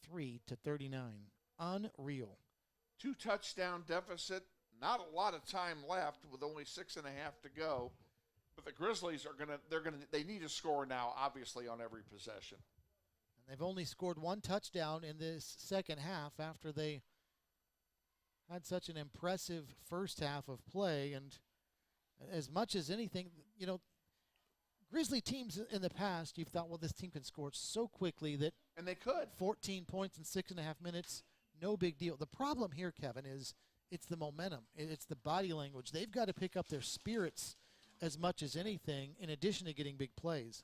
You know, I mentioned it before we went to break about the sideline. There's no swagger over there right now. Yeah, I mean, you look at them, there's no swagger on our sideline. They look very dejected, and maybe perhaps that's one of the things that being on the road does is you don't have the home crowd. Although there's a great Northwest student section here, you get the entire stadium behind you. It does tend to give you a little juice, but they don't have that here on the road. They need that's why they need a big play to maybe give them a boost, because there is time. 6.5 minutes left, down 53-39. Something's got to happen, and pretty much everything's got to go your way now. You need big plays on both sides of the ball. All right, here's going to be the kickoff. It's going to be caught at about the 9-yard line. Let's see if the Grizzlies can get a good return. No, they're going to get stacked up at about the 15-yard line. As good special teams pursuit that time by George Husband, among others. And the Grizzlies will have it 1st and 10 from their own 15-yard line. And there is a change at quarterback for Northwest as Diego Gutierrez is in at quarterback now. So Gutierrez rallied the troops for Northwest here. Not sure if Glasper got hurt or if this was just a coach's decision, but it's going to be a handoff, and the Grizzlies aren't going to go far, maybe a yard or so, and that'll bring up 2nd down and 9. Clock running, 6:15 to go, 4th quarter. Carroll 53, Northwest 39. I think Coach Martin is looking for a spark here for his offense here in the second half, and he just wasn't getting it from Glasper. Now, Gutierrez, go ahead. Gutierrez drops back and throws to Lopez, and he's knocked over. And this is either going to be pass interference or it might be targeting. It looked like he took a pretty high hit as well, and the officials are talking about that out near the 31-yard line. This is definitely going to be a penalty against Carroll that will give the Grizzlies a 1st down. The question is, what is the penalty? And we're about to find out.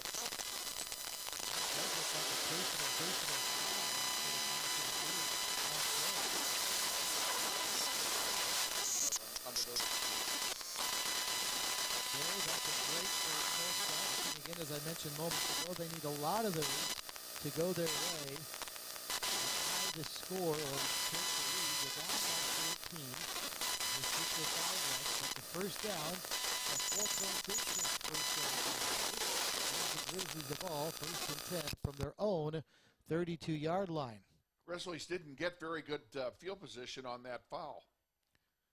Back to pass is going to be Gutierrez under all kinds of pressure, just throws a prayer up under pressure, gets thrown down to the turf. The pass is thrown toward the sideline, incomplete. Nobody was home.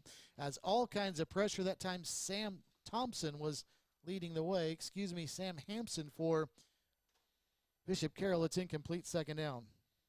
Gutierrez was just trying to get rid of it, and he got hit as he threw the ball. So 2nd down and 10. Clock with exactly 6 minutes left in the game.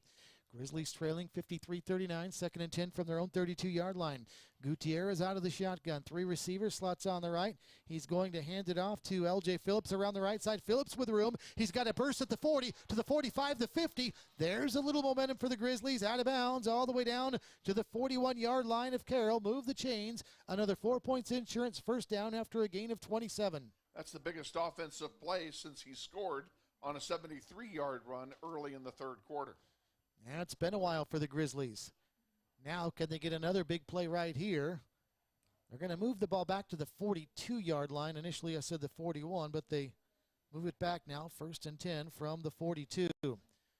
5:53, the clock stopped. Back to pass is going to be Gutierrez. Throws over to the near side. He's got a man. The pass is going to be juggled, and I think he held on to it. Down at the 36, nope, they'll say incomplete. That was a very catchable pass right there.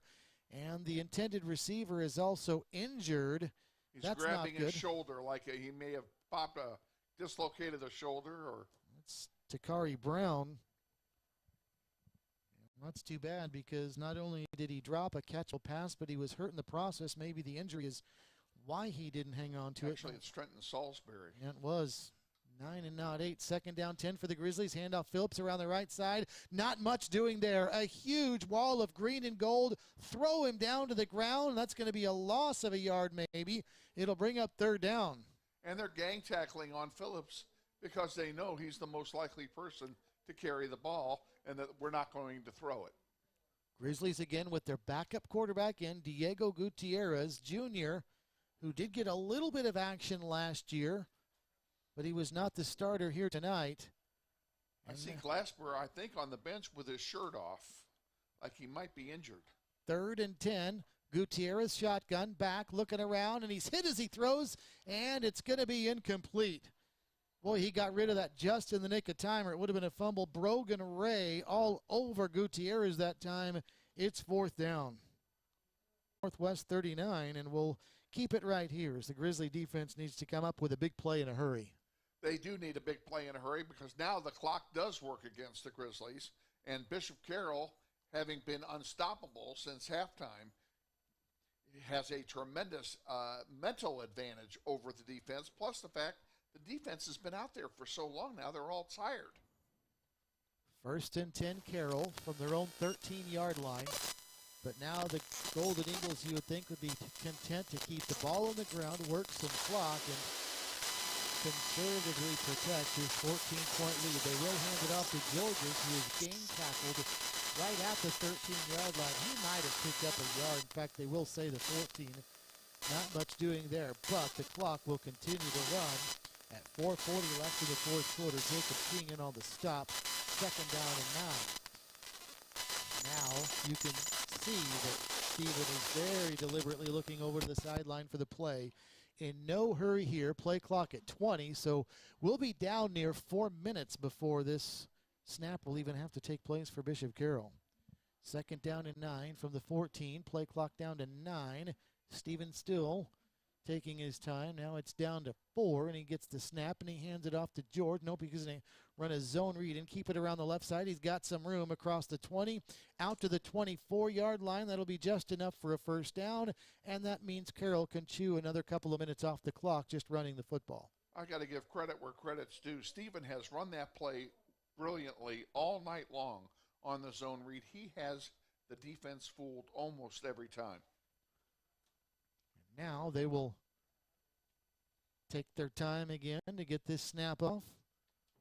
with 3:45 left in the game, 53-39. Grizzlies trailing Bishop Carroll after Northwest led 31-9. Steven out of the shotgun, 3 receivers, slots on the right side. He's got the shotgun snap, and he will hand it off to Georges, who ducks out of one tackle, then turns forward, back to the line of scrimmage. That's all, no gain. It could have been a loss had the defender in the backfield been able to bring him down. That defender, though, is also hurt for Northwest. So we may need to take an injury timeout here, as indeed he is down, lying on the turf. That's going to get Steve Martin, the head coach of Northwest, off the sideline as well to see who that is and what the injury is. It looks like it's Jacob King, and that would not be good. Well, you want to talk about going from bad to worse. Jacob King last season, Kevin, 6th on the team with 36 tackles, one of the leaders of that defense now. He's the nickel defensive back, and he's lying on the turf in pain. Yeah, and he is the only one to return from that group from last year that was so good at taking the ball away from the opposing team. So we certainly cannot afford to lose him. Now that he gets up, I'm not sure that's who it is. In fact, I'm sure now that that's not who it is. Whoever it is holding his right wrist, it looks like. Maybe Dontrell Harris. Fountain. Isn't that a 26 he's wearing? Well, his left arm is holding his right wrist because the right wrist is hurt. And so, yeah, it is Fountain 26. You're right. There is the 6. He's had a good night as well. Yeah, freshman, good foundation for this team. But injured right there, so out of the game he goes. And now timeout's been called, and both teams will go to the sideline. Let's take the timeout, too. 3:16 to go, fourth quarter. And it's Bishop Carroll 53, Northwest 39. This is Grizzly football presented by Mel Hamilton Ford.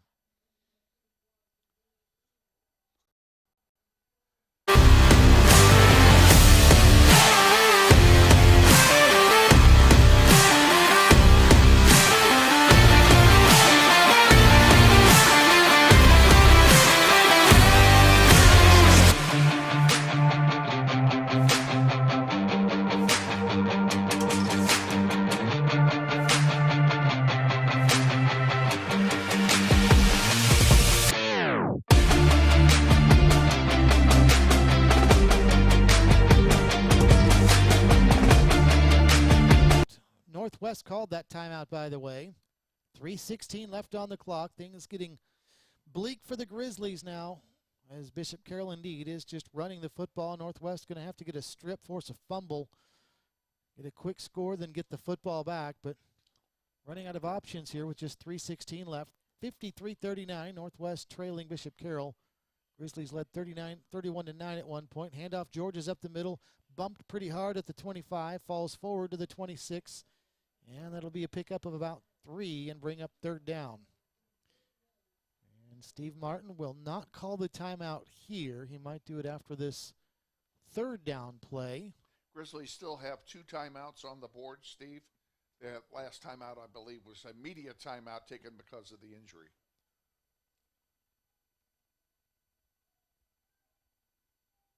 So Zach Steven takes a long look over to the sideline, now drops back out of the shotgun, and he'll send out 3 receivers, but this one ought to be in his hands or Thomas Georges, the running back. They've both had very big nights for Bishop Carroll. Steven, indeed, will run the zone read and keep it himself and twist forward and fall forward to the 30, and he'll be shy of the first down, and indeed, timeout Northwest with 2:20 left. Well, the clock is still running.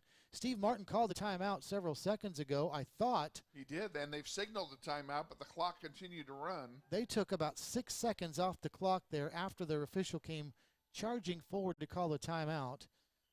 And we'll see if they put anything back on it. No, they're sitting at 2:14, so looks like that's where they're going to leave it. There, now they put 2:20 back. Okay. We nailed it. Yeah, we did nail it. Yeah. Yeah, that's 1 in a row. Yeah.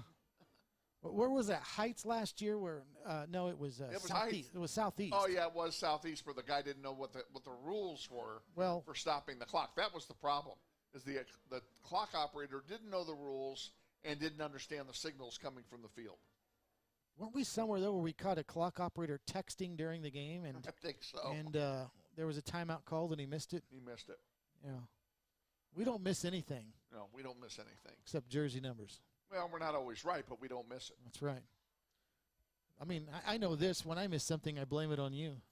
I noticed that. Yeah. That's why we're a good team. But you know what? I have very broad shoulders, so that's fine. I have no problem with it. No ego to bruise over here. 2:20 left in the game. Bishop Carroll about to punt, leading 53-39. The Grizzlies with one timeout left. So Northwest needs 2 touchdowns in 2:20 and only one timeout left as well. Michael Lopez back to retrieve this punt, standing at his own 37-yard line. And the low punt bounces in. It's bouncing around in the backfield, and alertly now it's thrown out of bounds for a safety out through the end zone. And yeah, I almost wonder if that was he didn't kick it out. He batted it out with his arm, didn't he? Yeah. So I guess that would not be a penalty because it wasn't an illegal forward pass, but it will be a safety. Grizzlies will pick up a couple. And that's really smart because if you try to pick that up and punt it away, you give the Grizzlies great field position. They score 7. Then it's a 7-point game. But by giving up just the 2 points, it's only a 12-point game. It's still a 2-score game no matter what. And they get to kick the ball free from their 20-yard line. So they pick up 20 yards just on the kick. So a very wise play that time. And I apologize, the punter, we did not identify his jersey number and match it with the roster to find a number for that player, but he made a very wise play to just toss that one out of bounds, bat it out of bounds more accurately, and get the safety. And he didn't waste any time doing it.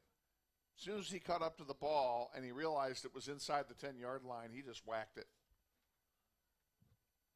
So 2:14 left in the game. 53-41 is the score. Bishop Carroll with the lead. And that's only the second score of the half for the Grizzlies, Kevin, and it's on all things a safety. So the offense still only 8 points in this second half. It's been a tough half offensively for Northwest.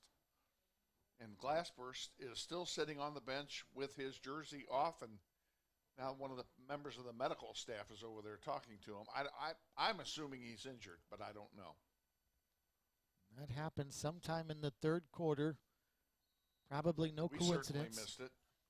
No coincidence when things started to fall apart for Northwest as well. So hopefully Jace Glasper is okay. Here's the kickoff, and this one is again going to trickle out of bounds, and the Grizzlies will have it at the 35-yard line. But they should have it further than that. I ought to have that at midfield. But they only have 2:14 left in the game, down by 12 points, 53-41. They're going to need a miracle finish here tonight, that's for sure, in order to make up 2 scores. And they need 2 touchdowns. A field goal won't help them. And again, and it's kind of a shame because there've been so many good plays in this game. And I'm not taking anything away from Bishop Carroll because they really have come out to play here in the second half. There's no question of that. But we did so well, especially in the first half. And it just kind of went away. Yeah, most all the big plays were in that first half for sure. So the Grizzlies, you're right, Kevin, they have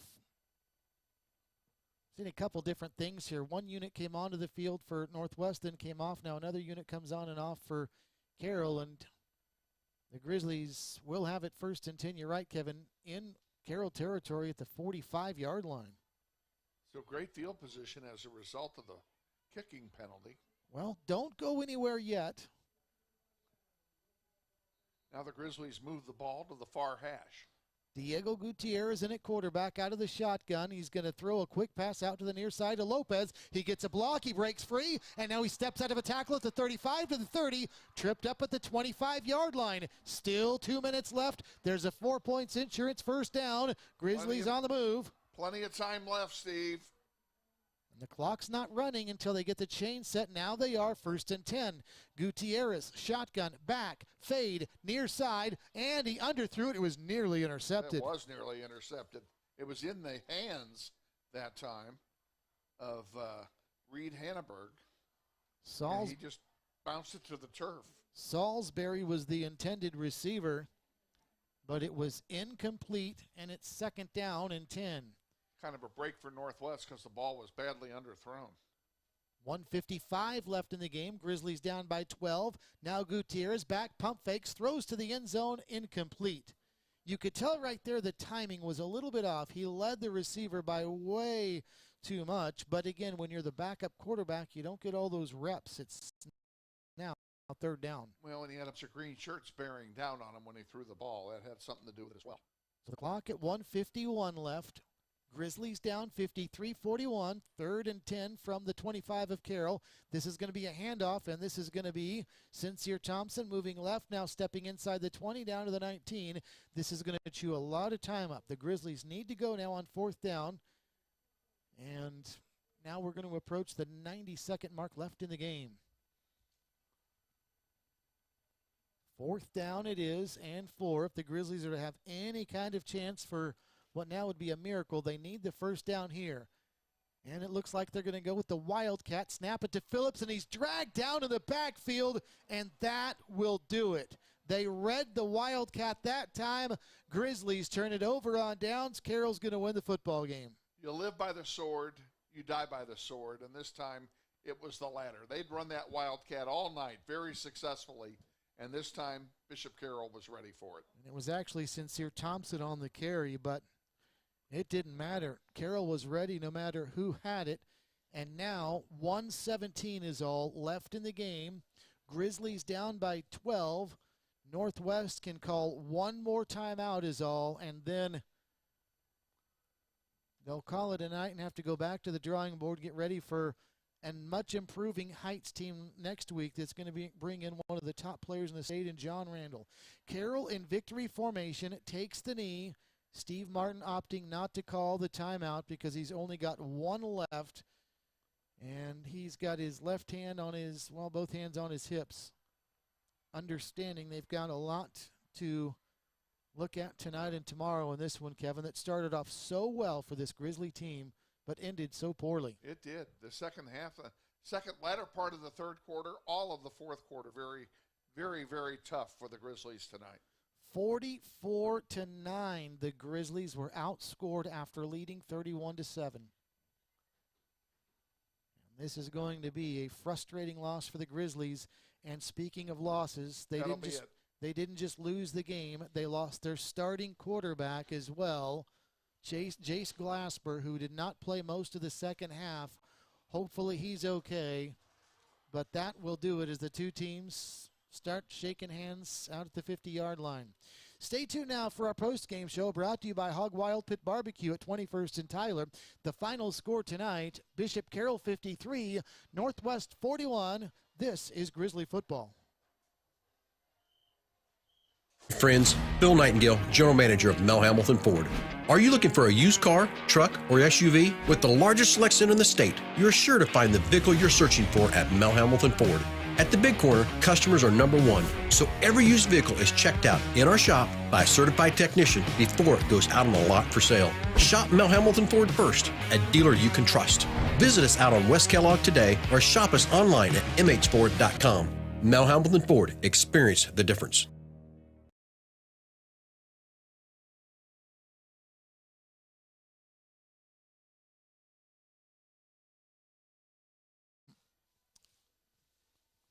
So I'm going to go with Steven as the player.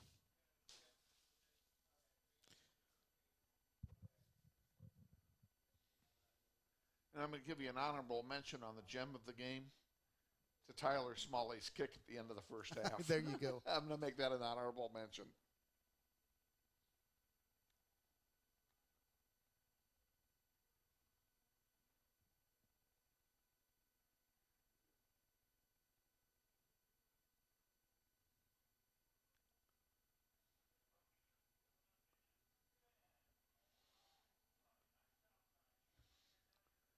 A lot of points. 93 points in the game.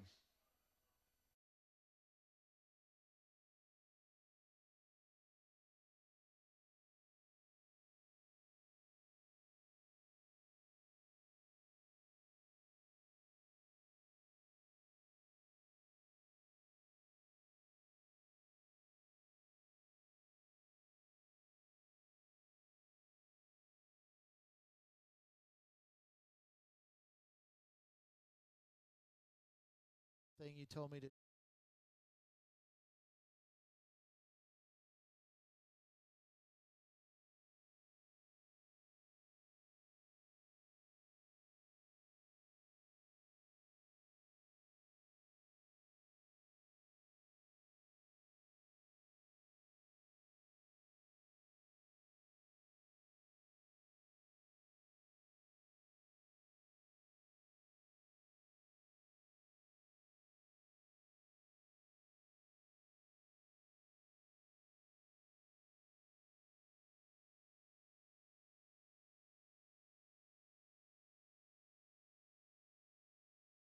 The final, and it's not a pretty one for the Northwest Grizzlies.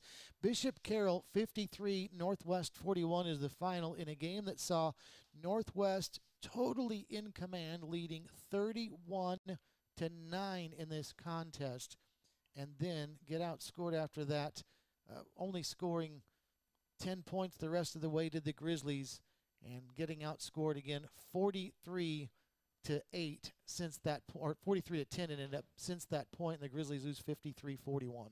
It's not the ending we expected at all, and it was a tale of two games, basically. The first half, both teams exchanged scores early, but then then Northwest took charge of the game.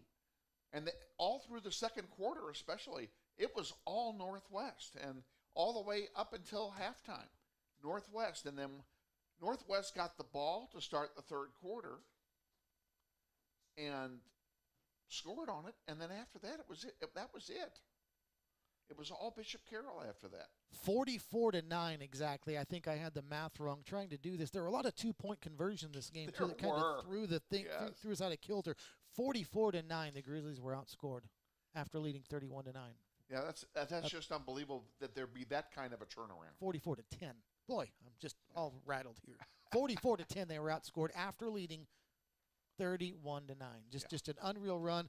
No matter what the exact numbers are, it was just incredible. And it really started before Jace Glasper, the starting quarterback for Northwest, got hurt.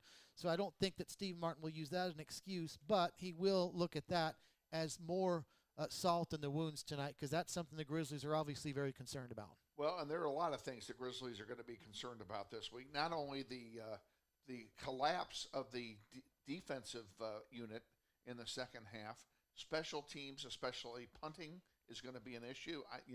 This is the first time that Lopez has been the punter since he's been with the Grizzly program. And, he did not have a good night punting. He shanked 3 of them right off the side of his foot, and every one of those gave Bishop Carroll tremendously good field position. And we also saw deep snapping issues, some issues that weren't just Lopez's fault, but he had to pick up a punt or two off the turf that bounced to him. One of them, the first one, sailed over his head. Yeah. So they've got some issues to work on right there. What they don't have to worry about is Sincere Thompson or L.J. Phillips, who were tremendous tonight. Speaking of, it's time now for our gem of the game, brought to you by Christopher Daniels Watch and Jewelry Repair. If you're in the market for new jewelry or jewelry repair, stop by and see our friend Christopher Daniels at the corner of Central and Tyler. He's right next to Jimmy's Egg. He'll take good care of you. He's a great Grizzly supporter, great Grizzly on Radio supporter as well. Our gem of the game, Kevin, was a 73-yard run by L.J. Phillips. What an incredible run it was as he started straight up the gut, then had to step to the outside near midfield, and then broke out of a tackle at the Bishop Carroll 40, right around the ankles. But you could see that strength. We also saw the speed. You saw it all right there in a beautiful 73-yard run. L.J. Phillips picks up our gem of the game for that one. I got to give it to him, and we don't have the final stats on it, but I can tell you that L.J. Phillips had over 200 yards rushing again tonight. How would you like to be the stat guy tonight, getting out the abacus? And this, not only did these two teams rack up 94 points and a ton of yards, but how quickly these two teams play. If you did stats tonight, did them accurately, you deserve a raise. Exactly, and no question about it. I'm going to give you a gem of the game honorable mention as well. All right, go right ahead. When you see something you don't see every day and it makes a difference, and it could have, then it needs to be talked about, and I'm referring to Tyler Smalley's field goal at the end of the first half after a timeout